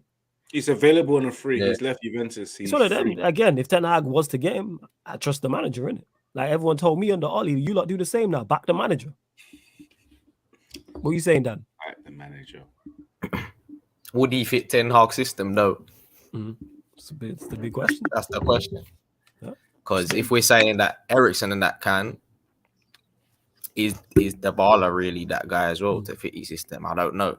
That's the question. But nah, I ain't taking him either. Like you said, we get linked with this guy all the time. And I just feel like he's not proven in the Premier League at all as well. Mm-hmm. Whether that's something or not, I don't know. Injury prone, like you said, I don't think it's the type of guy we need. To simply put it, I think we need that type of guy. But I don't know, man. Put the faith in Ten Hag in it. We haven't really been linked to him or anything, have we? No, we haven't. We haven't at all. But there's an option as well to go for Manchester United. They're looking to get a striker in quickly. Yeah, but then if they're looking for, because weren't he predominantly like playing on the right and stuff? I don't even know what he is. Is he a 10? That's what I'm saying. Like, a wide player? wide player, wide. I can't. But I'm tell you. saying we really need a right wing, like we need a right midfielder, right? So Yeah. if you're going down that route and signing a free player for the right wing, then get Dembele. Who? You know what I'm saying Dembele. Who's that? What? Toothpick, Usman Dembele. hamstring. Yeah, but like you said, Wait. So you want someone so... to scrap with the physio bench with Phil Jones? Is that what you're No. asking me to do? Like, you want someone to fight with the physio bench? I'm saying, get the guy on the loan or something for like a year. Listen, it's a waste of Daddy. It's a waste. Listen, this guy's injury record is horrendous. He hardly plays. And we have that problem already with certain players that we have as well. We've got Marshall who gets. That's why I'm saying loan the guy. Don't buy him. Just don't even bother. Loan him. No, just don't bother. No, I hear you. I wouldn't bother. I wouldn't bother. But I'm saying if you're going down that route, like, then whatever in it, I don't know. Nah, bro. I don't know about Dembele, man. I just don't. No, know. but let's not get it twisted. Fit Dembele might be the sickest right winger in the world, bro. Fully fit Dembele. Like, this guy is serious, bro. I get that. I get the talent. I hear you. You feel like the risk is too big of a risk. That the risk reward, it doesn't make sense. I get it. Whereas I'm kind of thinking of it from he's free, you loan him, might work out, might not. You know what I'm saying? So, I don't know. But if you sign it for Barcelona or something, so. Well, we'll see. We'll just see because again, I'm not like a couple of years back when Dembele was hot at Borussia Dortmund, I would have said yes. But ever since he's had his career at Barcelona, and just been injured, playing Fortnite. Yeah, but then you get like this season, is he not really been injured? And I've seen him play. I've seen it. He was playing in the Classical, but apart from that, I can't tell you if he's been playing consistently throughout this whole entire season. You know, it will be definitely a higher risk, but fully fit Dembele is a serious player, bro. He is fucking sick, bro. Like a fully fit Bailly would be perfect for us too. but I don't know that Dembele, man. That guy is cold, man. Yeah, like it's not. I agree with you. It's not a talent issue when I hear Dembele. I have no problem with it. You can't. You was at Barca. I think we counted it up. I think he'd been there like 5 years, and he was injured for like 3.5. Exactly. You don't need that, bro. That's too much. That's like 70% of your career injured. Yeah, it's bad. And you lot chill out in the chat as well. You know what I'm saying? Shout out to Eddie, Emmanuel, you man, chill. You got me? Chill out, man. No need for personals in the chat. Would you take Schick or Isaac as our new striker? I'd take Patrick Schick. I'm not seeing enough of either of them to say so. But again, I'm with if Ten Hag, if he fits what Ten Hag's trying to do, whoever the striker is, I'm fully with it. You know what I'm saying? I'm fully with it. That's my. By the way, I know I'm just feelings, man. It's dreamland right now. Yeah, there's nothing wrong with that. Big up. It's not a logical thing in the chat, man. Yo, Zayn, man, I've been looking for you. You've been missing, I've been looking for you. But what happened to the Rafinha deal, man? You told me it was confirmed, and then you disappeared. Like Rafinha to Arsenal disappeared. What's going on? What's going on? But he says flawless. What do you think will be the score against Liverpool? I think 5-1. Arsenal 3-0 Palace. Jesus hat trick on the opening day. The score against Liverpool, I'm not sure. I'm obviously talking about United. We played in third game of the season. It won't be 5-1. It will be compared. I think Liverpool's one of our first games in preseason. I think he's reflecting. Oh, you're talking about preseason. That? I don't care about preseason results. I couldn't get. So Zayn, let us know. Actually, are you talking about the preseason game? Are you talking about the Premier League game? Or are you talking about both? You're not beating Palace 3-0. That is set up for Arsenal to lose. Premier League know what they are doing, putting Arsenal on a Friday night. They did it last season. Friday night away to Brentford. Arsenal away game, opening day of the season on a Friday is cash money for Arsenal to lose. And for Arsenal to be in absolutely res. Cash money. They know, the universe knows what it's doing. I'm saying God knows what he's doing. He's laughing at Arsenal. That's what that is. You're going to lose against Palace. No way in the hell you lot beat Palace. Laughing at Arsenal. Of course, man. God got a sense of humor, man. That's why he created Arsenal Football Club. See, look, you was laughing. I didn't even say nothing. You was laughing at Arsenal, you know. Man just niggered. Man just. I didn't even crack. What do you mean you didn't say that? You just busted. I'm being serious. It ain't even funny, yo. That's why it's funny, blood. I mean, deadly serious. That's why Come on, rants man. is funny as well. Like, Yo, this historic club Right. that doesn't have a Champions League in its whole history. That man been about for 120 years and that. I don't have one Champions League. One, fam. Hey, it's not for everyone, innit? Not one. EC, bro. Mad thing. Not a one Champions League in your entire club's history. Man, are washed. I'm saying, but big up Zayn, man. Large up Zayn for the super chat. Appreciate it, my guy. But yeah, you lost. You're gonna suck this season, Zayn. And again, what happened to Rafinha? Yeah, I said it before. Arsenal don't have any way to complain. You have Angel Gabriel, you've got a Mohammed, and you've got a Jesus. God has blessed you tremendously. There is no way Arsenal fans can complain this season. Good luck to you, man, isn't it? Good luck to you, man. But I like what they've done in the transfer window, but good luck to you, man, isn't it? Zayn, you've been missing like Trent in the back post at the Champions League final. Facts. That's where Zayn disappeared like Trent when he seen Vinicius. Facts. Facts. Big facts. 110%. Yo, Trent defending at the back stick. It's funny jokes, man. Like them shits always slap, man. They don't miss. They really don't. Yeah, Daredevil. Arsenal on a Friday night. The Premier League know what they're doing. Opening day, they did it against Brentford. Mm-hmm. And everyone knew they were going to lose. And guess what happened? They lost. And they're going to lose to Palace. In Palace away, right? Yeah, of course it's Palace away, fam. Of course. Of course it is. Yeah, man. Emmanuel, don't forget, they even got a Mohammed in the team. Arsenal, they got everything.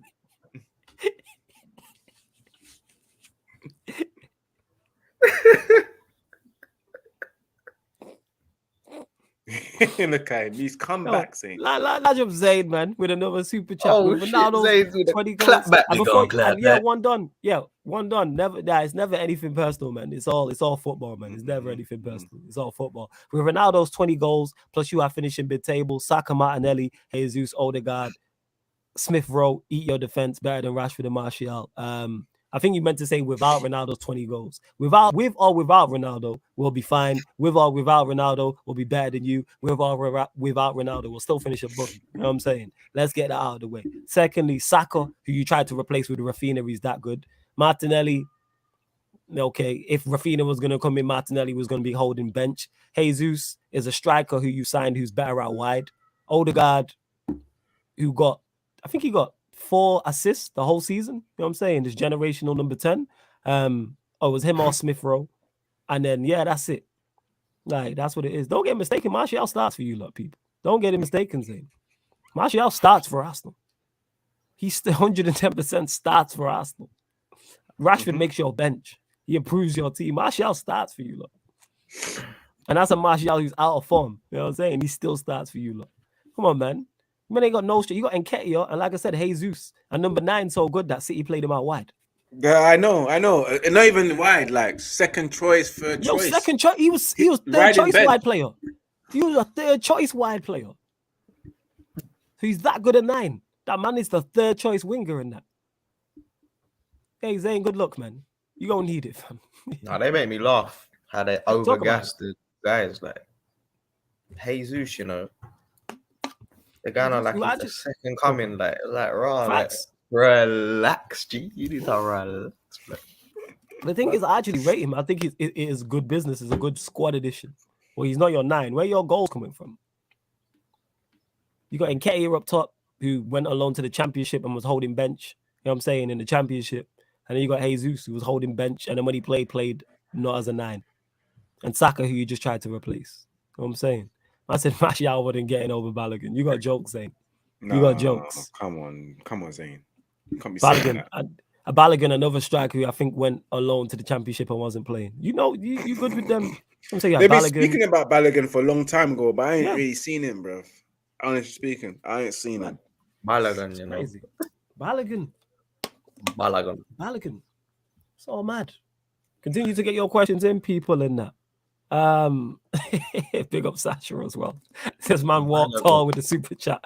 Flawless came through and kneecap the brother. Has to be done, man. You know what I'm saying?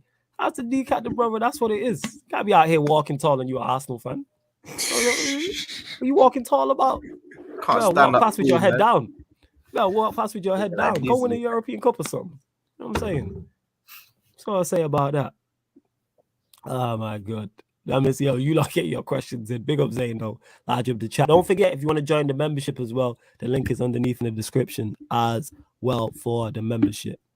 Hottest says, anytime a Guna mate is looking at a player for a transfer, just all right, that's wild. I ain't even gonna continue that. 60 likes. What do you say, bro? Yo, I'm just not even reading that out. It's a good job. That's why I always like, as I'm reading, I'll always pre-read the comment to make sure I don't walk into anything.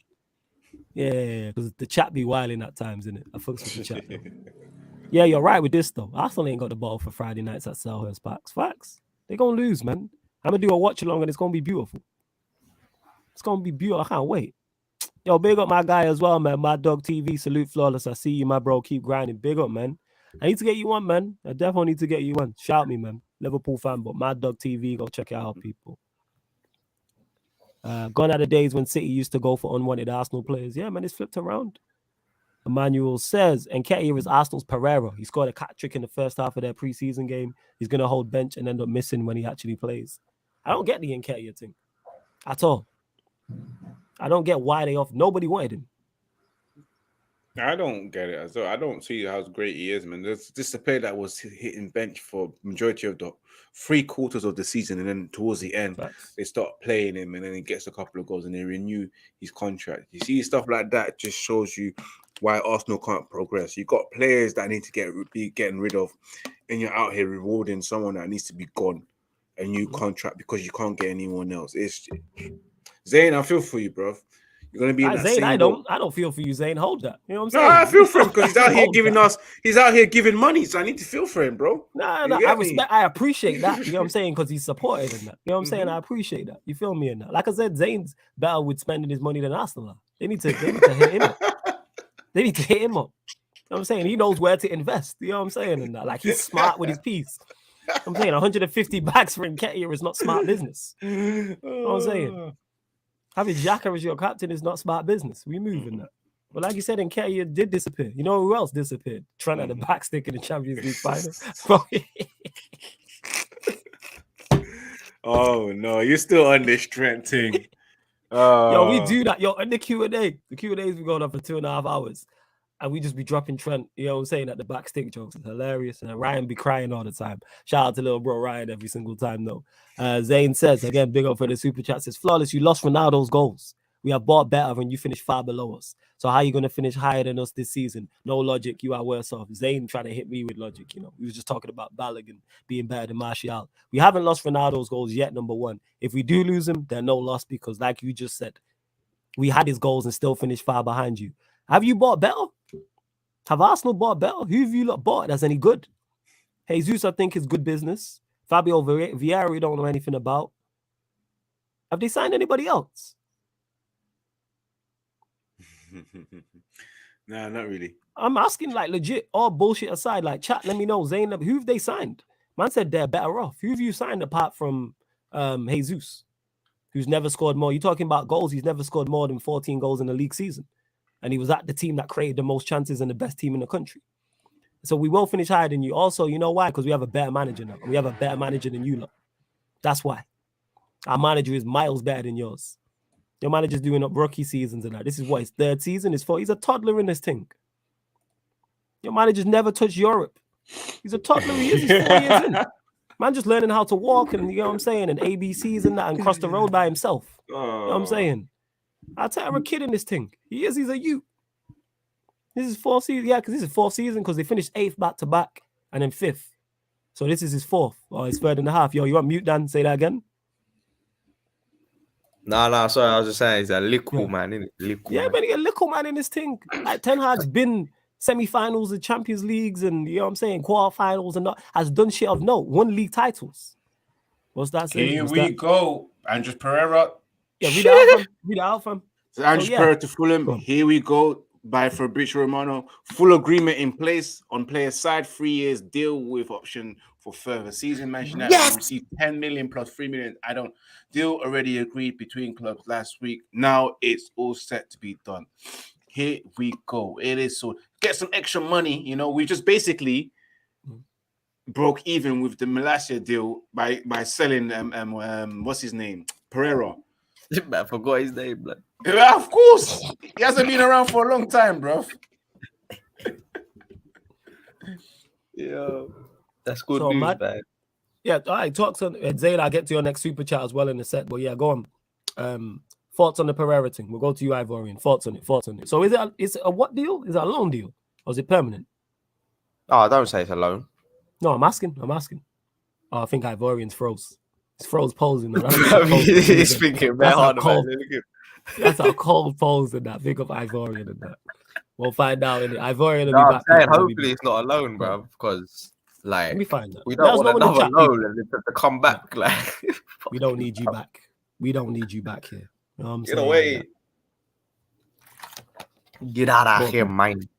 Yeah, we don't need that.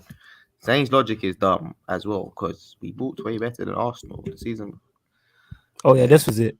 We play good one-touch football. Did you see our goals last season? Give Arteta time. You rely on moments. You don't play one-touch football. That's a myth. No, I didn't see your goals last season because I got better things to do than watch Arsenal Football Club. You know what I'm saying? Give Arteta time. Why am I giving? I give Arteta a lifetime contract. I agree with you on that. Give him a lifetime deal. You know what I'm saying? For as long as you've not won the Champions League, give him that deal. So about 100 years or however long it's been. You rely on moments. We have a new manager in charge now, Zane, who's better than your manager. So when we finish above you, the show is over, Zane. The show is over, Zane. And I'll be here, you know what I'm saying, to drink your tears when it happens. We're back to Manchester United as well. So yeah, Ivorian. Say it again. Yes, so what is the deal for Pereira? Is it permanent or a loan? It's a full agreement, permanent deal, 10 million plus 3 million add-ons. Yes. They already agreed between the club last week. Now it's going for a medical, man. I'm actually excited about that, man. I'm happy. Brother.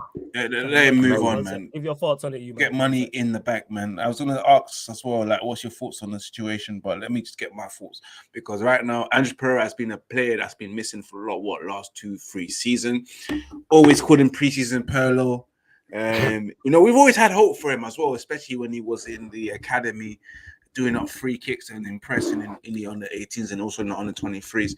We thought that he'll be a player when he comes into the first team, will have a good impact and develop well. But it's been unfortunate that his development hasn't gone the way it has been. Even the loans that he took, Valencia, and I think Real Betis or Real Sociedad, I can't remember one of the other loans that he had previously, but you would have thought he developed. And when he came back during Mourinho's time, he looked like a good player during pre-seasons, but his ability just faded away, man.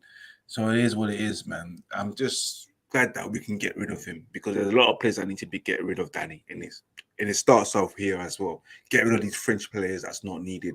Free up the wage bill and get some money in so we can spend it elsewhere. What's your thoughts on the situation, Danny? Nah, bruv, just facts. Like everything you said, man. Same shit, really. Like pre-season Perlo, that's all he was. Like literally. That's all he ever was. Like, do you know what I'm saying? And again, he's another one that's on the list of the fringe players that need to get out of here, man. So I'm very happy that he's gone, or looking likely he's going once and for all, man. And the final boss is Phil Jones, blood. He's the final one I want to see on the list, man. But no, it's good, man, that we're hitting them, like we're just ticking them off, like, you know what I'm saying, like getting rid of these guys, man. And it's gonna be so refreshing and nice to see all of them gone and we're getting the new faces in and it's slowly progressing, man. So I'm liking what I'm seeing, man.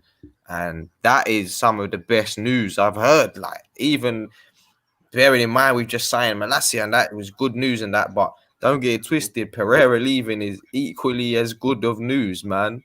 Like, do you know what I'm saying? Because it's a thing of like we need to get rid of these deadwood, man. These dead guys, bro. And yeah, man. Good luck to him, man. But yeah, your future's not here, mate. You're done out here, man. United. Great news all around. I agree with that, 100%. In regards to the Malacia deal, Pereira being moving on this deadwood, and that's what that is. And we getting some money for him as well, which is also good. Man, I'm saying it's 10 million plus 3 million add-ons. 100%. It's a good deal. Yeah, that's what that is. Clearing even more players off the wage budget as well. Because that's one thing we've done this summer that I think people are sleeping on is the amount of wages. The wage budget got cut with Pogba leaving, Lingard leaving, Cavani leaving. matter. That's leaving, why match leaving. I'm hopefully we sign a few more players, man. Yeah, 100%. We have to. By the end of Just the window. Just in terms of quantity, we have to. And yeah, Eddie's right, man. Hit the like button, chat mafia, man, and get us up to 60 likes. We're one off. So we're going to close out again. Get your final few questions in. And to the hottest bear as well. Make sure you subscribe if you are new, because I'm seeing new names in the chat, which is all well and good. But hit the subscribe button. We're here every Tuesday, every Thursday with the ManDem United podcast. And then we're here every day with sporting content people here on the YouTube and the Twitch as well. Both Sarcasm City TV. Phil Jones testimonial inbound. He could have had his testimonial. He didn't want it. As I said before, he said only his parents will show up. Yeah, That's he how knows, man. bad it is, man. He knows. And I even said his parents might not even show up because they ain't really seen anything in his career. So we just don't know about that. No, it's the truth, innit? There's called supporting your kids, and then there's called lying to your kids. And that's just literally just lying to your kids to come and support them. Like, the guy hasn't really done anything in his career at Manchester United. It's been what? 70% of his career has been injured. Yeah, actually, I say 80. Yeah, go on. He's he's been here over 10 years, hottest bear. Yeah. You got to think Fergie signed him. That's mad, and he bro. won stuff. Fergie signed him, I think, like 2011, I think it was. Exactly. And Fergie left the final chapter, Phil Jones, the greatest ever player to play for Manchester United. That's what he dubbed him as. And just look at him. Just look at Phil Like Jones. John Terry and that. Yeah. He tried to say it would be bigger than Duncan Edwards, you know? That's exactly what he said. The greatest. There's no why. There's no why. It's wild. Where else we at? Again, you've got final few questions. Yeah, man said one-touch football with Arsenal, you know. Like, you must think it's Wenger and that, and Vieira and Henry and Overmars are there and that. Like, that's what that is. Must think Perez is there and Ashley Cole on the left-hand side, and then running it back at Highbury. You know what I'm saying? To win their 3 league titles in 20 years. It's facts. Why are you snickering? It's facts, yo. Why are you snickering? They won 3 league titles in 20 years or however long he was there. I don't know how long Wenger was there. Wenger? Wenger, yeah. Yeah, years. I know. And Arsenal think they're the creme de la creme, bro. The guy was there. But they call him the greatest. You know what, yeah, I don't even want to get into it, but they call him one of the greatest managers after Fergie. But man only won 3 Premier Leagues. Facts. You know what I'm saying? And I big up Snoop, because I did start this from early ways. It's flawless. I ain't hiding anymore. Next time you'll see. This is about pro clubs. At pro clubs, I was off. Like I said before, I lost my player file because I was playing on my cousin's PS4 Friday, PS5, 87 overall. Big up my guy Snoop, first and foremost. This is pro clubs related, people. Again, just hella excuses. See what I'm saying, people? Hella excuses. I'm saying it now. You told me you were cold, Snoop. What happened, man? I don't want to hear no excuses. That being said, pro clubs, people, if you are a striker and you running behind, shout me, because that's what we're looking for. We're looking for a profile of striker, legit, all bullshit aside in it. If you play pro clubs, has to be PS4 edition, so PS4, PS5, FIFA 22, and you are a striker that runs in behind, shout me. Yeah. Don't tell me you're a striker that runs in behind. Around Ronaldo, yeah. No, you know what I'm saying? No. Like Peter said it yesterday, if you're like Jamie Vardy after 2 Red Bulls, that's what we need. If you make runs in behind constantly, shout me. Don't tell me you're a running behind striker and you're dropping short, trying to link the play. We're looking for a profile of player, people. You know what I'm saying? We're looking for a profile of player. So if you are a striker, shout me, because we're always looking for players anyway on pro clubs. I'm trying to get that squad depth. So let me know. Also, wing backs as well. If you're a wing back, also shout me. Right wing back in particular. You're a right wing back. Yeah. Right wing back, let me know. So striker who runs in behind and you're just a good right wing back. But yeah, I ain't hearing no excuses, Snoop. You told me you was cold. Snoop, isn't it? Shout out Snoop every time. And Eddie's here, man. Eddie's been on this. Shout out to Eddie, man. Come back to 61 likes. Chat Mafia. Fuck with the, you know what I'm saying, to the world. 100% on that. Shout out to Chat Mafia. I think that's everything. I think we pretty much covered everything. I think so. Dan, anything else you want to talk about regarding United before we leave? Not really. Just hope we sign the players we need, man, before the transfer window closes, man. Yeah. And then we can kick on, man. Ten Hag can implement what he wants to implement. And I'm sure we will see a much more attractive Manchester United in this upcoming season. So that's what I'm looking forward to, man. Just better football, man. And actually looking to enjoy watching Man United again. Because it's been a long time. Absolutely. So yeah. Absolutely. Ivorian, anything else you want to talk about that we may have missed? Not at all, man. My mouth is dry. I'm hungry. I see my breath is even starting to smell because of the hunger, fam, coming out from the stomach. So there's nothing. But only thing I'm gonna let the people know is that make sure you watch my reaction to TYRELL Malacia's signing and also yesterday's podcast.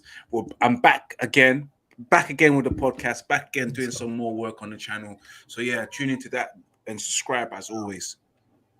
Yeah, and the link for Ivorian's channel is in the title, people. It's in the title, so you can click it right now, whether you're watching this live or watching this back. Click it right now, it'll take you straight to his page. Make sure you go subscribe. Make sure you follow him across all his socials. Make sure you do the same for Dan. Follow him across all his socials. Make sure you do the same for Sarcasm City TV as well, man. And follow Sarcasm City TV and myself across all the socials as well.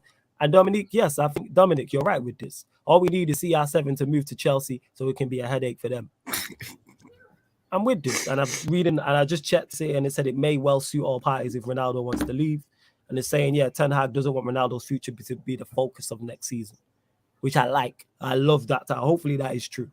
And this guy, if you don't want to be here, is gone. I'm all for that. But on that note, we're going to close out, people. Like I said, we got coming up tonight, Sarcasm City TV content is going to continue on the Twitch, people. So 10:30 p.m/11 p.m. Just keep a lookout. The fan calling show, people. The fan calling show. Anybody can call in. You can talk about anything sporting related.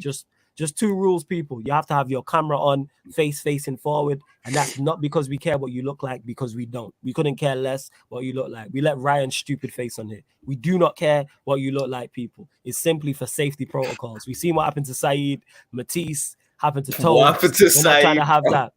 Oh, someone tried to pull out their piece. Oh wow. On a fan Boy, calling show. if you know. Yeah. And it happened to Matisse. Someone did the same to Matisse, and someone did the same to Tobes as well. So that's rule number one, people. Face facing forward. I know some of you might be camera shy, but it's safety protocols. Secondly, when you call in, just make sure you know what you want to talk about. That's all it is. You may have one question. You may want to rant about something. You may want to ask me a question. You may want to ask one of the other panelists. I want to see the Twitter fingers that talk shit to come on the camera and talk shit on camera. Them man are shook. You'll never see them. Them man are shook. You know why them man are shook? Because we did a fan calling show and it's quieter than usual. But we had 90 people in the chat. But because it's like, yo, you can get away with saying bullshit in the chat. But then when you're like, can you handle Dan and Ivorian on a stream when we're going back and forth and trading opinions? A man are questioning what you're saying. Most people can't do it, fam. Twitter fingers, you get to sit and like, all right, let me how I'm gonna respond to this and and check. You can't. This is live. You know what I'm saying? There's no chilling. This is live this is live, legit. There's no time to sit and think and I've got 2 minutes or got 5 minutes to try and respond to this. Like, no, you said this makes no sense. Back that up. And people can't. The Ronaldo stance. This is why I always say to them, what does he excel at? Still not got a question. Still not got an answer. But we move. Well, yeah, fan calling show. And then after that, the Sarcasm City Sports Q&A people. You know what I'm saying? Yeah, exactly. Yeah, all you guys are all talk in chat. But when it comes to the fan calling show, you're missing like Trent at the back post in the Champions League. Facts. Facts. It's still going on. Facts. Man disappear. Facts. And like I say, big up all the chat because there's people who just sit and watch and listen and that. That's cool. I'm talking about the people who was like, when I mentioned the fan calling show, yeah, call in, man. The show's for you. And then after the fan calling show, we got a Q&A as well, people. That'll be on the Twitch. But yeah, we're going to close out. Dan, anything you want to add before we close out the stream? No, just big up, man. Big up for having me. Big up Sarcasm City to the world. Everyone subscribe, smash the like. You know what I'm saying? Big up to my guy Ivorian. I feel a bit uncomfortable saying your name. I can't even lie. It's a bit, you know what I'm saying? What's up with you guys? But Red United TV. Yeah, people saying Ivorian pause spice. Just say it with your chest, fam. That's why I don't say it. That's why I don't say the second part. That's why I just call you Ivorian. Oh, you don't say it. See? I just call him Ivorian and just leave it like that. Yeah, for that kind no, of I'm joking. Ivorian Spice. Man will say it. Man's comfortable. Spicy, you know what I'm just saying? to piss you off. AKA Red United TV. Subscribe to my guy. Yeah, you know what I'm saying? Pushing out the quality content and that on a consistent basis. See these two man here? Yeah, You need to subscribe and that, bro, because man's be working, bro. Putting out the Love, content 24/7. That's what we like to see, man. Do you know what I'm saying? Love, fam. Unlike some people, like yours truly, I ain't being consistent at it. But don't watch me. Subscribe to these, man. You know what I'm saying? But yeah, man, big up to everyone in the chat. I love everyone, even the haters. And yeah, love to everyone, man. Big up. Yo, Ivorian, anything you want to add, fam? All I have to say is that you guys make sure you follow Danny on Instagram. He posts up some inspirational quote messages as well. You get me? If you want to feel motivated, he does that. You guys don't know. He's a motivational speaker on top of that. Do you get me? So make sure you follow him on IG. Follow Flawless on IG as well. Follow Red United TV on IG. Again, guys, we are 200 away. I think no, less than 200 away from 10,000 followers, and it's unbelievable. Yeah, go follow people. Go follow, man. Join. Go If you follow. want the latest news, follow. If you want the latest clips, follow. You know. And Flawless, I'm about to tell you that one of our videos of me and you has hit 10,000 views on the IG. What? Yeah, so I'm happy about that. Yo, So that today. Send me that, whatever one it is, and I'm gonna repost that. Send me send that, me whichever that. one it is. Yes, Send me yes. that, and I repost Send that. me. Big up to everyone. Big up to Ivorian as well, who continues to work after the show because he be cutting up clips and putting Trust out the me. clips as well. So Yeah. 100%, man. Shout out Ivorian and that. I need to start. You know what? I'm gonna start. Even though I shared them on my gram, I start sharing them on my Twitter as well. Ivorian does everything. He even posts the spices as well, man. I do everything for you guys. The channels, the page is for you guys only, bruv. The Man United things, bruv. He posts them, bruv. He's a sick guy, man. Got everything there. Shout out Ivorian, man. Red United TV, go follow. Love to the chat. Big up King K as well, innit? Like I said, he called into the fan calling show. Exceptional caller says big facts. Grinding like Pusha T. Oh, And he that's also a said, tune. real talk. Hey, come on. Real talk. Them days I don't want to train. I see Danny going brazy. Then I do my sets. Man, it's all inspirational, man. Love that. But yeah, man. Love to everybody who has locked in. And this has been the ManDem United podcast live on the Sarcasm City TV YouTube. Big up.